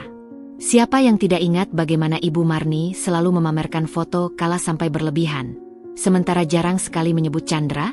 Atau bagaimana dia selalu bilang kala, pintar seperti mamanya. Sementara soal Chandra cuma, ya, anaknya Faris? Dia berhenti sejenak, memastikan Chandra tidak terlalu memperhatikan. Gosipnya sudah menyebar, Vel. Bukan gosip jahat, tapi kebenaran yang akhirnya diungkit. Kata mereka, Ibu Marni itu kondisional Grand Mother. Cucu yang dari anak sukses diistimewakan, yang lain dapat sisa. Aku hanya bisa mengangguk. Perasaan campur aduk antara kepuasan melihat keadilan sosial bekerja dan kepedihan karena semua ini berakar dari luka anakku. Efeknya langsung kelihatan. Bu Sari melanjutkan. Arisan ibu-ibu PKK tingkat RT yang biasanya dipimpin Ibu Marni dengan tangan besi, kemarin dia tidak datang. Katanya, tidak enak badan. Tapi saya dengar dari sekretarisnya, sebenarnya dia diuninvited secara halus oleh beberapa anggota yang sudah muak dengan sikap sok kuasanya. Mereka memanfaatkan momentum ini untuk merebut kekuasaan, ujarnya dengan sedikit senyum sinis. Karma mulai bekerja. Pertama, dalam bentuk bisik-bisik. Lalu, dalam bentuk pengucilan halus. Undangan untuk acara charity di Hotel Bintang 5, yang selalu menjadi ajang pamer bagi Ibu Marni, tidak datang. Telepon dari sahabat-sahabat, arisannya yang dulu ramai, kini sepi. Dia yang biasa menjadi pusat gravitasi dalam pertemuan sosial, tiba-tiba menemukan dirinya mengorbit di pinggiran, atau lebih buruk, tidak diundang sama sekali. Suatu sore, Kak Ratna menelepon dengan suara datar. Ibu datang ke rumahku tadi. Dia terlihat 10 tahun lebih tua. Vel. Dia mengeluh bahwa semua orang mendukung kalian dan memusuhinya. Dia bilang dirinya dikriminalisasi hanya karena satu kesalahan kecil. Apakah dia bertanya tentang Chandra? Tanyaku, sudah bisa menebak jawabannya. Dia tanya, Chandra sudah baik? Tapi langsung dilanjutkan dengan keluhan panjang tentang gosip yang beredar. Fokusnya tetap pada dirinya, pada reputasinya yang hancur. Bukan pada rasa bersalah yang tulus karena telah menyakiti cucunya. Itulah inti masalahnya. Bagi Ibu Marni, karma, berupa isolasi sosial ini adalah ketidakadilan yang menimpa dirinya. Dia belum mampu melihat itu sebagai konsekuensi logis dan langsung dari tindakannya yang telah mengisolasi seorang anak secara fisik dan emosional. Namun, di tengah semua ini, ada kejadian kecil yang mungkin lebih menyakitkan bagi Ibu Marni daripada gosip manapun. Saat kami membawa Chandra ke taman bermain di akhir pekan, kami bertemu dengan beberapa ibu yang mengenalnya dari acara keluarga besar. Salah satunya, seorang ibu muda yang ramah, mendekati kami. Velia, Faris, saya turut prihatin sekali. Katanya, anak saya Sean seumuran dengan Chandra. Kapan-kapan kalau Chandra sudah siap, boleh ya kita main bersama di rumah saya? Sean butuh teman main baru. Itu adalah undangan langsung, tulus, yang mengabaikan Ibu Marni sama sekali. Itu adalah pengakuan sosial bahwa kami, unit keluarga kecil ini, adalah entitas yang valid dan dihormati, tanpa perlu afiliasi dengan keluarga besar Marni. Dan itu adalah pengakuan diam-diam bahwa Chandra adalah korban yang patut dapat dukungan.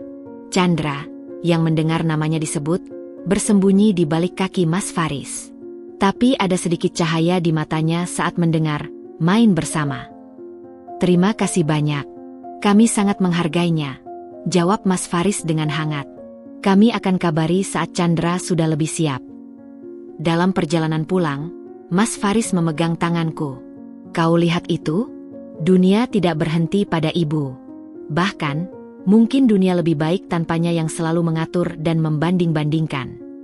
Aku memandang Chandra yang akhirnya tertidur di kursi belakang, wajahnya lebih tenang. Karma bagi ibu mungkin baru isolasi dan gosip. Tapi bagi kita, karma, baiknya adalah terbukanya mata dan hati orang-orang yang selama ini diam. Kita mendapatkan dukungan yang tidak pernah kita minta. Namun, kami tidak naif. Kami tahu Ibu Marni tidak akan tinggal diam selamanya.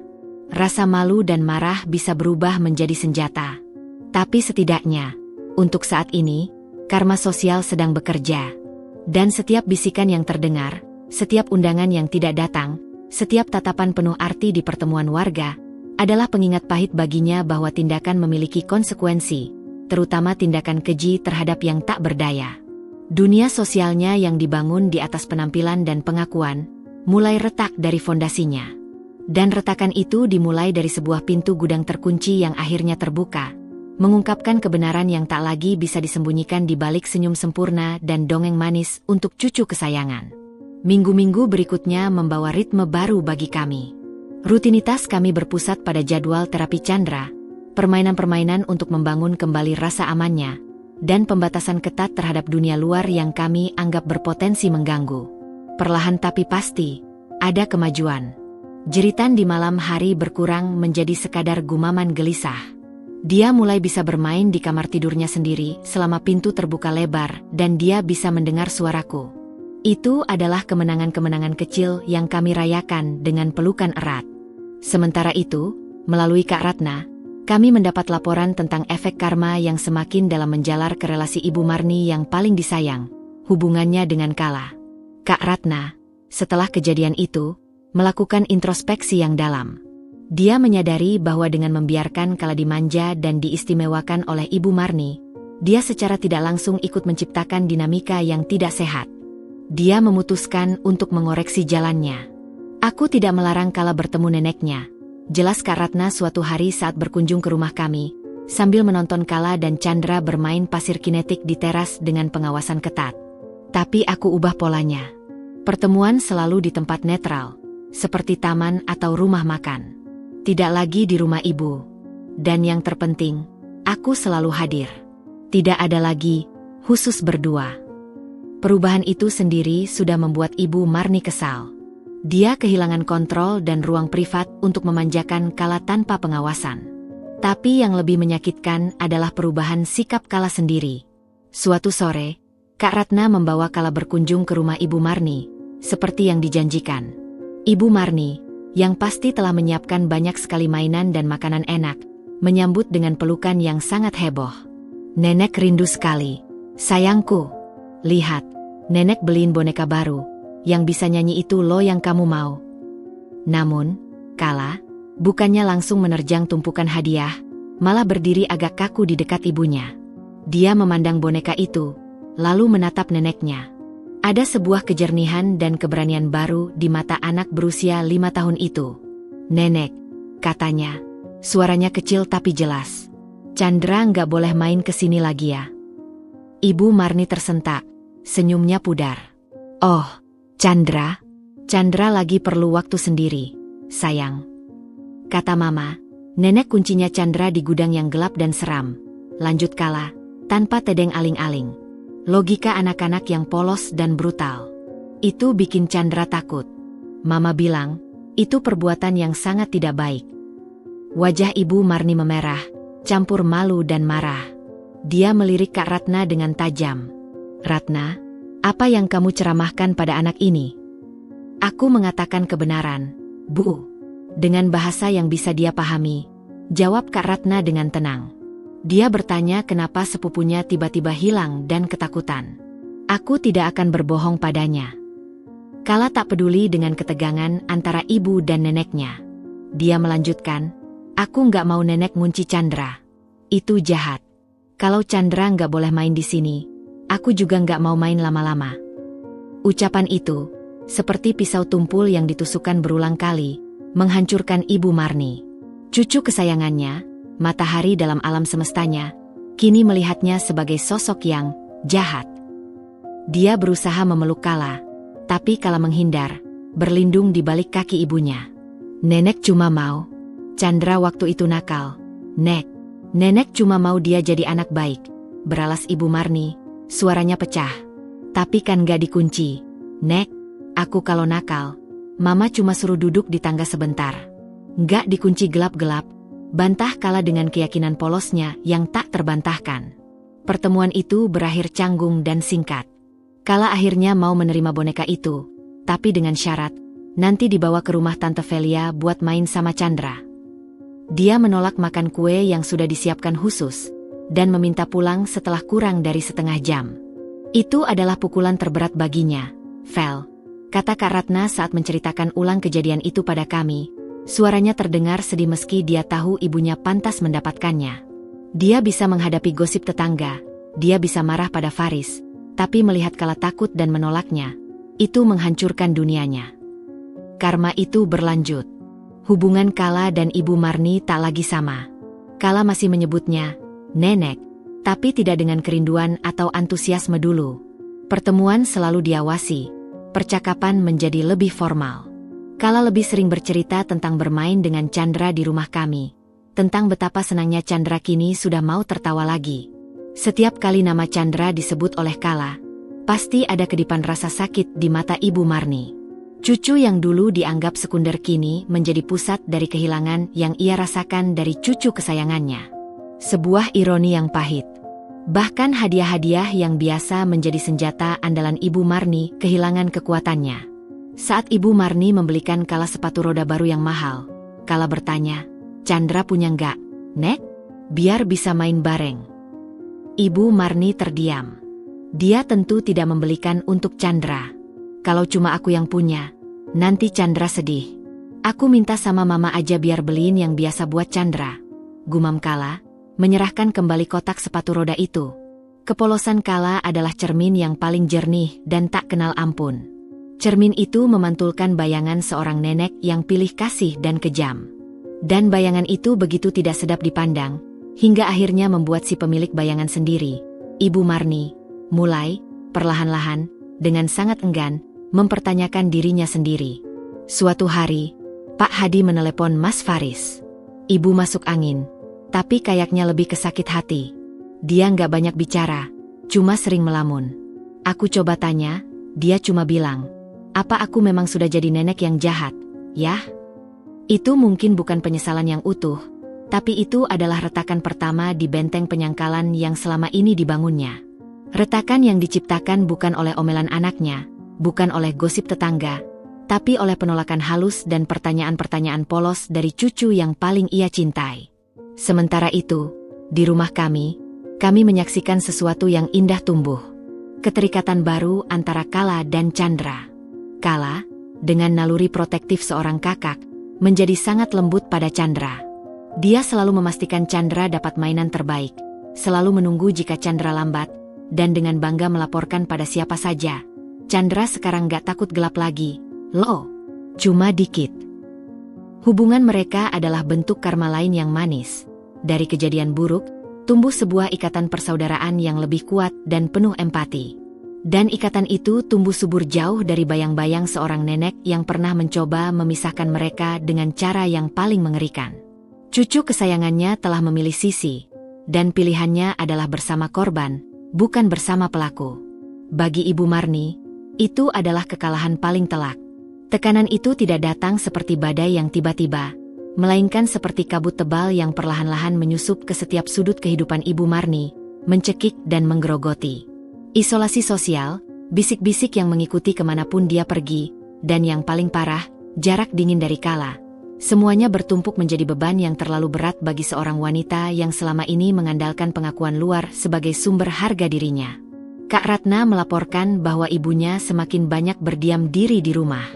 Arisan-arisannya yang dulu menjadi ritual wajib, kini ditinggalkan. Telepon dari sahabat sepi. Bahkan ketika dia mencoba hadir di acara pengajian bulanan, dia merasa tatapan orang-orang padanya berbeda, bukan lagi tatapan hormat atau iri, tetapi tatapan penuh penilaian, mungkin juga sedikit kasihan. Bagi Ibu Marni, kasihan adalah penghinaan yang paling menyakitkan. Konsekuensi psikologis itu mulai bermetastasis ke fisik. Pertama adalah insomnia. Malam-malam panjang dihabiskan dengan berbolak-balik di kasur mewahnya, memutar ulang adegan demi adegan. Wajah Velia yang marah, teriakan Faris di telepon, tangis Chandra dari balik pintu, dan yang paling menyiksa, wajah Kala yang menatapnya dengan ketakutan dan penilaian. Nenek jahat.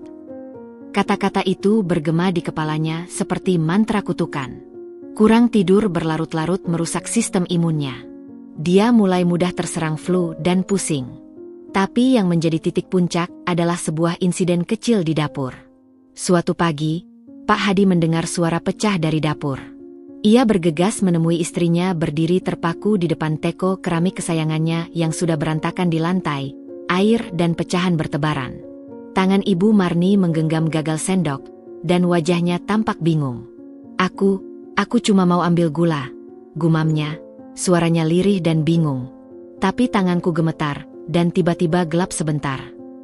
Pak Hadi, yang selama ini cenderung pasif, langsung siaga. Ia memeriksa tekanan darah istrinya dengan alat yang ada. Angkanya melonjak tinggi, 190/110. Hipertensi yang sangat berbahaya. Ibu, kita harus ke dokter. Sekarang, desaknya. Tapi Ibu Marni menolak. Cuma capek, nanti juga turun sendiri. Penolakannya tidak berlangsung lama. Keesokan harinya, saat sedang sendiri di rumah, sebuah pusing hebat menyerang hingga membuatnya limbung dan nyaris terjatuh di tangga. Rasa takut akan kematian, atau lebih tepatnya, rasa takut mati dalam keadaan dikucilkan dan dianggap jahat oleh keluarganya sendiri, akhirnya memaksanya menyerah. Pak Hadi membawanya ke UGD. Diagnosisnya, hipertensi maligna yang dipicu oleh stres berat dan kelelahan kronis. Dia harus dirawat inap untuk stabilisasi dan observasi. Dokter dengan tegas menyatakan, ibu harus mengelola stres. Kondisi ini bisa berakibat fatal, stroke atau serangan jantung. Berita tentang Ibu Marni dirawat sampai kepada kami melalui Pak Hadi. Suaranya di telepon terdengar sangat lelah dan tua. Dia di sini sendirian, Far. Hanya sama Bapak. Dia sering nangis diam-diam. Tanya sama Chandra. Mas Faris mendengarkan dengan ekspresi datar. Setelah menutup telepon, dia memandangku dan Chandra yang sedang asyik menyusun puzzle. Dia dirawat. Hipertensi akut, ujarnya singkat. Ada keheningan yang berat. Bagian dari kami, terutama Mas Faris yang masih memiliki ikatan darah, tentu merasa pilu. Ini adalah ibunya. Tapi bagian lain yang lebih besar, bagian yang adalah orang tua dari Chandra, masih membara oleh kemarahan yang belum padam. Kita jenguk? Tanyaku pelan. Bukan karena aku ingin, tapi karena aku ingin tahu apa yang akan diputuskan Mas Faris. Dia menghela napas panjang, matanya tertuju pada Chandra. Aku akan pergi. Sebentar. Hanya untuk norma kesopanan dan untuk mendengar langsung dari dokter. Tapi kamu dan Chandra tidak usah. Aku tidak mau Chandra melihatnya dalam kondisi seperti itu, atau lebih parah lagi, aku tidak mau dia merasa bertanggung jawab. Aku mengangguk. Setuju. Itu keputusan yang tepat. Keesokan harinya, Mas Faris pergi ke rumah sakit. Aku menunggu di rumah dengan perasaan cemas. Chandra bertanya, Papa pergi kemana? Papa ke rumah sakit, sayang. Nenek sakit. Jawabku jujur namun singkat. Chandra berpikir sejenak. Nenek yang kuncikan aku. Ya. Dia mengangguk, lalu kembali pada mainannya. Tidak ada tanya lebih lanjut, tidak ada ekspresi sedih atau khawatir. Bagi Chandra, sosok nenek itu kini hanya terkait dengan kegelapan dan ketakutan. Kekhawatiran adalah emosi yang dia simpan untuk orang-orang yang memberinya rasa aman. Sekitar 2 jam kemudian, Mas Faris pulang. Wajahnya terlihat suram. Bagaimana kondisinya? Tanyaku. Secara fisik, stabil dengan obat. Tapi secara mental, dia menggeleng. Dia terlihat sangat tua, sangat rapuh, dan sepi. Kamar VIP-nya besar, tapi hanya ada Pak Hadi dan satu pembantu setianya yang menunggui. Tidak ada bunga dari teman-teman arisannya. Tidak ada telepon dari sanak saudara yang dulu berjejal. Itu adalah gambaran yang menyedihkan. Kehidupan sosial yang begitu gemerlap, ternyata begitu rapuh. Hanya dibutuhkan satu skandal, itu pun skandal keluarga, untuk membuat semua itu menguap. Apa dia bilang sesuatu? Mas Faris duduk, menatap kosong. Dia tanya apakah aku membencinya. Aku jawab, yang aku benci adalah perbuatan ibu. Bukan ibu sebagai orang. Tapi perbuatan itu sangat keji, dan konsekuensinya nyata pada Chandra. Dan dia menangis. Tapi kemudian dia bilang, aku hanya ingin semuanya kembali seperti dulu. Kembali seperti dulu. Kalimat itu seperti menyiram bensin pada bara kemarahan yang masih tersisa dalam diri Mas Faris. Itu masalahnya, V. Dia ingin kembali ke status quo di mana dia bisa memainkan peran nenek sempurna, tanpa harus benar-benar bertanggung jawab atau berubah. Dia tidak meminta maaf pada Chandra. Dia tidak bertanya detail kondisi Chandra. Dia hanya ingin ketidaknyamanan ini berakhir. Itulah inti penderitaan Ibu Marni. Penyakitnya adalah manifestasi fisik dari penolakannya untuk benar-benar merenung, menerima kesalahan secara penuh, dan berubah. Dia terjebak antara rasa sakit akibat dikucilkan dan ketidakmampuan untuk melakukan langkah pertama penyembuhan yang sebenarnya. Pengakuan dan permintaan maaf yang tulus tanpa syarat. Karma fisik itu telah datang. Tubuhnya yang selalu terpelihara rapi kini rebah di ranjang rumah sakit, dikunjungi oleh kesepian dan penyesalan yang masih samar-samar. Namun, bagi kami, itu bukan akhir. Itu hanya sebuah babak baru. Kesehatan fisiknya bisa pulih dengan obat. Tapi luka pada keluarga, dan pada diri seorang anak berusia 4 tahun, membutuhkan lebih dari sekadar obat penurun tekanan darah. Itu membutuhkan penebusan. Dan sampai saat itu datang, jarak yang kami ciptakan tetap akan ada. Kami akan berdoa untuk kesembuhan fisiknya, tetapi kami tidak akan mengorbankan kesembuhan emosional Chandra hanya untuk memberi kenyamanan palsu padanya. Keterpurukan dan penyakitnya adalah konsekuensi, bukan solusi. Solusinya masih terbentang di depan, berupa jalan panjang dan sulit yang harus ditempuh Ibu Marni sendiri jika dia ingin benar-benar kembali, bukan ke masa lalu, tetapi ke dalam kehidupan keluarganya yang telah dia lukai. Rumah sakit memiliki baunya sendiri, antiseptik yang menusuk, udara dingin yang steril, dan aroma ketidakpastian yang samar. Kamar VIP itu luas, namun hari itu terasa sempit, dipenuhi oleh segala hal yang tidak terucapkan. Dinding-dinding putih seakan memantulkan kegelisahan yang ada di dalamnya. Ini adalah kunjungan kedua Mas Faris, seminggu setelah Ibu Marni dirawat. Dokter menyatakan tekanan darahnya sudah lebih terkendali, tapi ia masih lemah dan, menurut Pak Hadi, sering melamun dalam. Kali ini, Mas Faris tidak datang sendirian. Dengan banyak pertimbangan, kami memutuskan aku akan ikut. Bukan untuk berdamai, tapi untuk menjadi saksi dan penjaga batas. Chandra tetap di rumah bersama babysitter terpercaya dan Kak Ratna yang dengan sukarela menawarkan diri untuk menjaga. Ibu Marni terlihat lebih kecil dari biasanya, tenggelam dalam bantal-bantal putih. Infus masih menempel di tangannya yang kini terlihat keriput. Matanya, yang biasanya tajam dan penuh penilaian, kini redup dan mengarah ke jendela. Saat kami masuk, matanya berpindah, dan ada kilatan yang kompleks, harap, malu, rasa bersalah, dan sedikit ketakutan. Faris. Velia. Suaranya serak, hampir seperti bisikan. Bu, sapa Mas Faris singkat, sedangkan aku hanya mengangguk halus, berdiri agak di belakang, dekat pintu. Ada keheningan canggung yang panjang, hanya disela oleh bunyi, bip, monitor detak jantung yang stabil.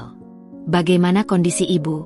Tanya Mas Faris akhirnya, lebih sebagai formalitas. Lebih baik. Dokter bilang besok mungkin boleh pulang.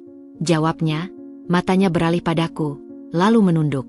Chandra, bagaimana? Pertanyaan itu, yang selama ini tak pernah diajukannya dengan tulus, kini akhirnya keluar. Tapi nadanya masih datar, seperti bertanya tentang cuaca.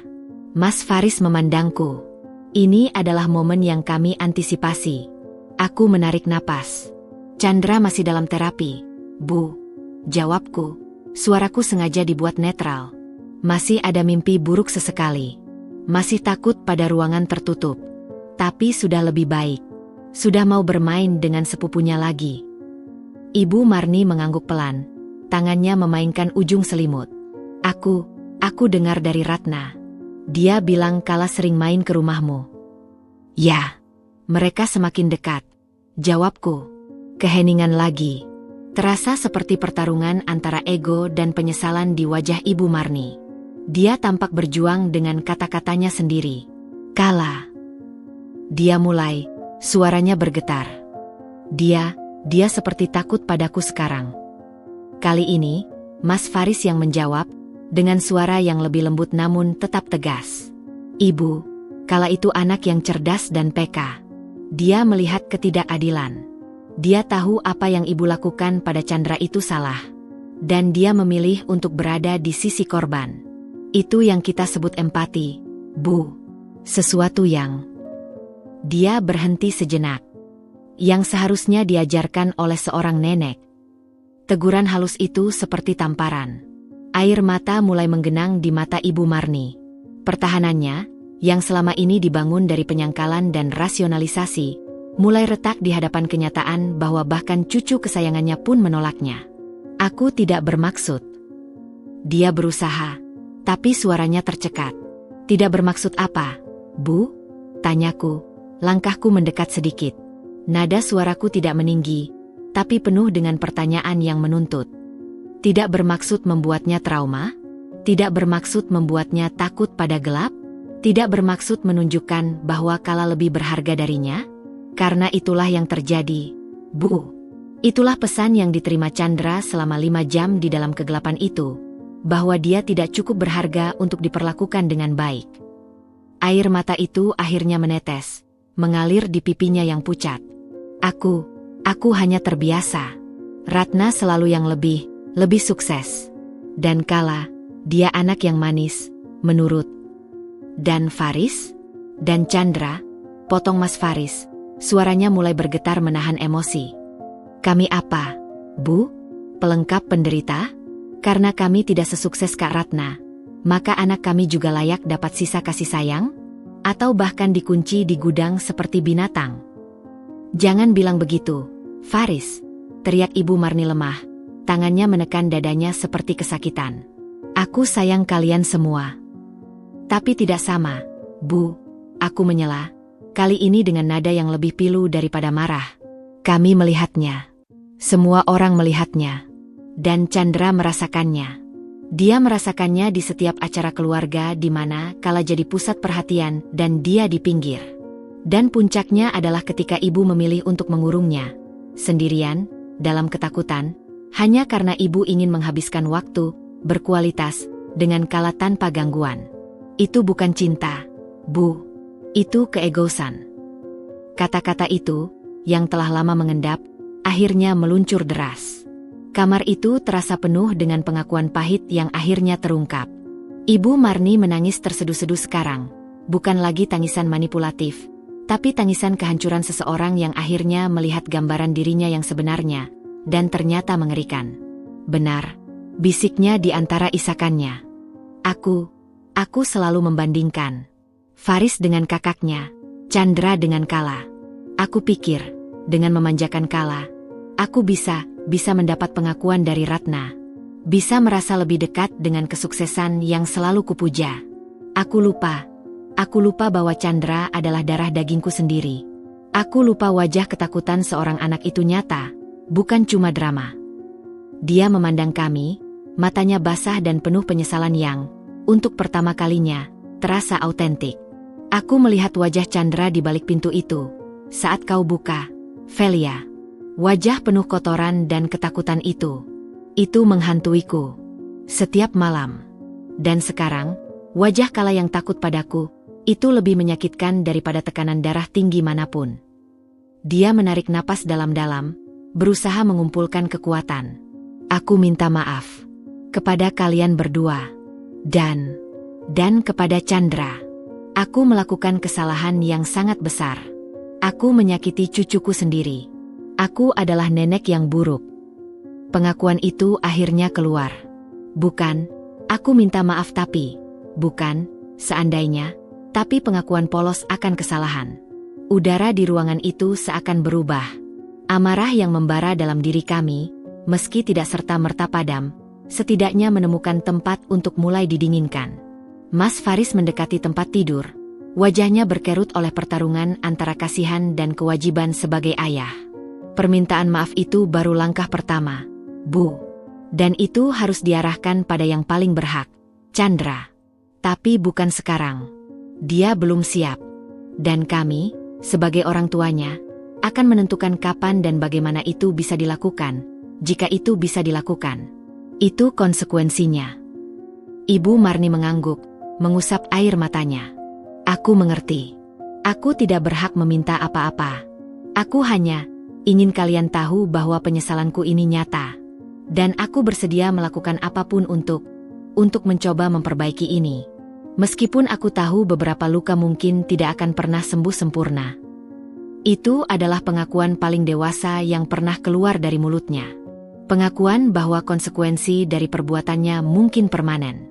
Konfrontasi kami hari itu berakhir tanpa pelukan atau rekonsiliasi dramatis. Hanya ada pengakuan, air mata, dan batas yang tetap dijaga. Saat kami akan pergi, Ibu Marni memandangi kami. Apakah suatu hari nanti, aku boleh melihatnya lagi? Dari jauh saja. Mas Faris menatapku. Lalu, dia menjawab, kami tidak bisa menjanjikan apapun, Bu. Itu akan tergantung pada Chandra, dan pada proses pemulihannya. Dan yang terpenting, pada konsistensi ibu dalam menunjukkan perubahan, bukan hanya kata-kata di ranjang rumah sakit. Kami keluar dari kamar, meninggalkannya sendiri dengan penyesalan dan janji perubahan yang masih harus dibuktikan. Di lift turun, Mas Faris menggenggam tanganku erat. Itu lebih berat dari yang kubayangkan, gumamnya. Tapi perlu, jawabku. Dia perlu mengatakannya, dan kita perlu mendengarnya. Sekarang, terserah kita apakah kita akan memberinya kesempatan untuk membuktikannya. Pengakuan telah diberikan. Pertanggungjawaban telah dimulai. Tapi seperti kata Mas Faris, itu baru langkah pertama. Perjalanan panjang menuju pemulihan kepercayaan, jika memang mungkin, baru saja dimulai.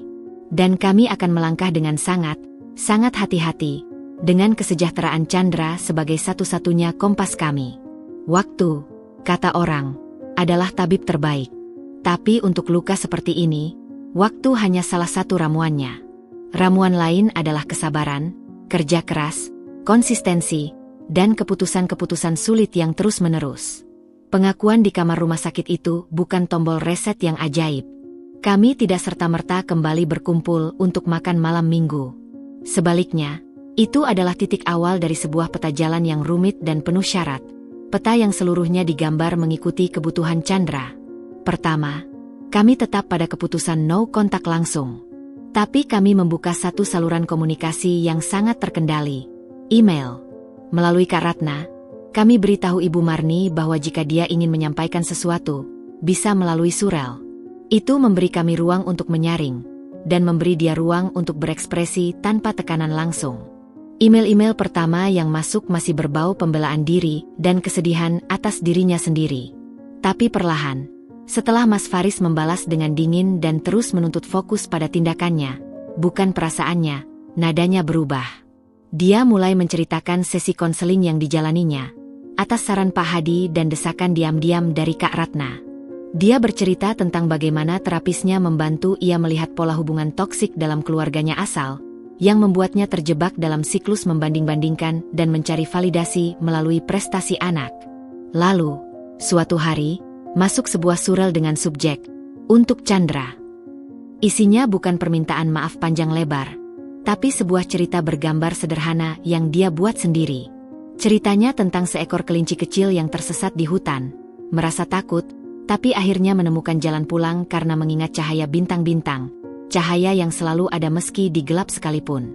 Di halaman terakhir, tertulis, untuk Chandra, dari nenek yang sedang belajar menjadi nenek yang lebih baik. Itu sederhana. Tidak langsung menyentuh trauma. Tapi itu adalah upaya. Upaya untuk terhubung dengan cara yang mungkin bisa diterima Chandra, tanpa memaksakan pertemuan atau kata-kata maaf yang mungkin masih terlalu berat. Kami tunjukkan cerita itu pada Chandra suatu sore. Dia melihatnya, membolak-balik halamannya yang dicetak dengan hati-hati. Nenek yang buat? Iya, sayang. Diam beberapa saat. Gambarnya bagus. Kelincinya lucu. Itu saja. Kok ceritanya kelincinya takut? Kayak aku di gudang. Tanyaannya yang jernih itu membuat kami tercekat. Mungkin nenek ingin bilang, dia tahu perasaan takut itu seperti apa. Jawab Mas Faris dengan hati-hati. Chandra mengangguk, lalu meletakkan buku itu. Boleh simpan. Tapi aku nggak mau ketemu dulu. Itu adalah kemajuan. Dia bisa menerima ekspresi tanpa harus berinteraksi. Dia mengendalikan batasnya sendiri. Sementara itu, terapi untuk Chandra berjalan terus. Dr. Arif melaporkan perkembangan yang signifikan. Chandra sudah bisa menceritakan kejadian di gudang dengan menggunakan boneka, sebuah tanda bahwa ia mulai memproses traumanya. Ketakutannya pada ruang tertutup berkurang. Dia bahkan berani masuk ke lift kecil di apartemen Kak Ratna sambil memegangi tangan kami erat-erat. Setiap kemenangan kecil itu kami rayakan. Hubungan antara keluarga kecil kami dan Kak Ratna pun semakin erat. Kala menjadi semacam terapis bermain, alami untuk Chandra. Melalui permainan peran, Kala sering menjadi penjaga pintu yang baik, yang selalu membuka pintu istana, sofa, untuk menyelamatkan pangeran, boneka Chandra, dari ruangan gelap. Melalui mereka, Chandra belajar kembali tentang keamanan dan kontrol. Ibu Marni, dari jauh, mendengar laporan perkembangan ini. Dia tidak pernah memaksa. Dia hanya sesekali mengirimkan surel berisi gambar bunga atau pemandangan, atau menanyakan, melalui Kak Ratna, apakah ada mainan atau buku yang sedang Chandra sukai. Kami tidak selalu membalas, tapi kami mengizinkan Kak Ratna memberikan update umum. Suatu hari, sekitar 6 bulan setelah kejadian itu, datang surel lain. Ibu Marni menulis tentang kunjungannya ke Panti Jompo, sebuah kegiatan yang menjadi bagian dari terapinya untuk belajar empati. Dia menulis, hari ini aku menemani seorang nenek yang jarang dikunjungi keluarganya. Matanya mengingatkanku pada mataku sendiri yang rindu. Tapi yang lebih menyedihkan, itu mengingatkanku pada mata Chandra yang kulihat di balik pintu gudang. Mata yang memandangku dan berpikir kenapa neneknya melakukan ini. Aku tidak ingin mata itu hanya mengingatku dengan ketakutan. Aku tahu ini akan sangat lama, tapi aku bersedia menunggu dan berubah. Surel itu membuat Mas Faris menangis untuk pertama kalinya sejak semua ini terjadi. Tangis kelegaan, bahwa mungkin benar-benar ada penyesalan yang dalam. Tangis kesedihan, karena betapa rumit dan berlarutnya proses memperbaiki sesuatu yang seharusnya tak pernah rusak. Kami tidak segera mengubah kebijakan. Chandra masih butuh stabilitas. Tapi kami mulai mempertimbangkan kemungkinan sebuah pertemuan yang sangat terkendali di masa depan. Mungkin di taman netral, dengan durasi sangat singkat, dengan kami berada di antara Chandra dan Ibu Marni setiap saat. Pemulihan adalah jalan panjang yang berliku, bukan garis lurus. Ada hari di mana Chandra tiba-tiba bertanya, kenapa nenek nggak pernah telepon lagi? Menunjukkan bahwa dalam benaknya, sang nenek masih ada. Ada juga hari di mana dia melihat gudang kecil di taman bermain dan langsung berganti mainan. Luka itu masih ada, tapi tidak lagi menguasai seluruh hidupnya. Bagi Ibu Marni, jalan pemulihannya mungkin lebih berat. Dia harus hidup dengan penyesalan setiap hari, sambil membangun ulang karakternya dari reruntuhan. Dia harus menerima bahwa hubungannya dengan Chandra, dan dengan kami, mungkin selamanya akan memiliki batas-batas tertentu, retakan yang tak akan pernah hilang sepenuhnya. Kami, sebagai orang tua, belajar bahwa melindungi kadang berarti harus tegas, bahkan terlihat kejam. Tapi kami juga belajar bahwa manusia bisa berubah, asalkan ada kemauan yang tulus. Jalan panjang pemulihan ini belum berakhir. Mungkin tak akan pernah benar-benar berakhir. Tapi kami telah melewati fase krisis yang paling gelap. Sekarang, kami berjalan pelan, dengan hati-hati, membawa anak kami menuju cahaya, sambil memutuskan apakah dan kapan kami akan mengulurkan tangan untuk menarik seseorang yang tersesat di kegelapannya sendiri, dengan syarat-syarat yang ketat demi keamanan hati seorang anak. Itulah inti dari pemulihan. bukan melupakan, tapi belajar hidup dengan memori itu, dan tumbuh menjadi lebih kuat, lebih bijak, dan lebih penuh kasih sayang yang benar-benar tanpa syarat.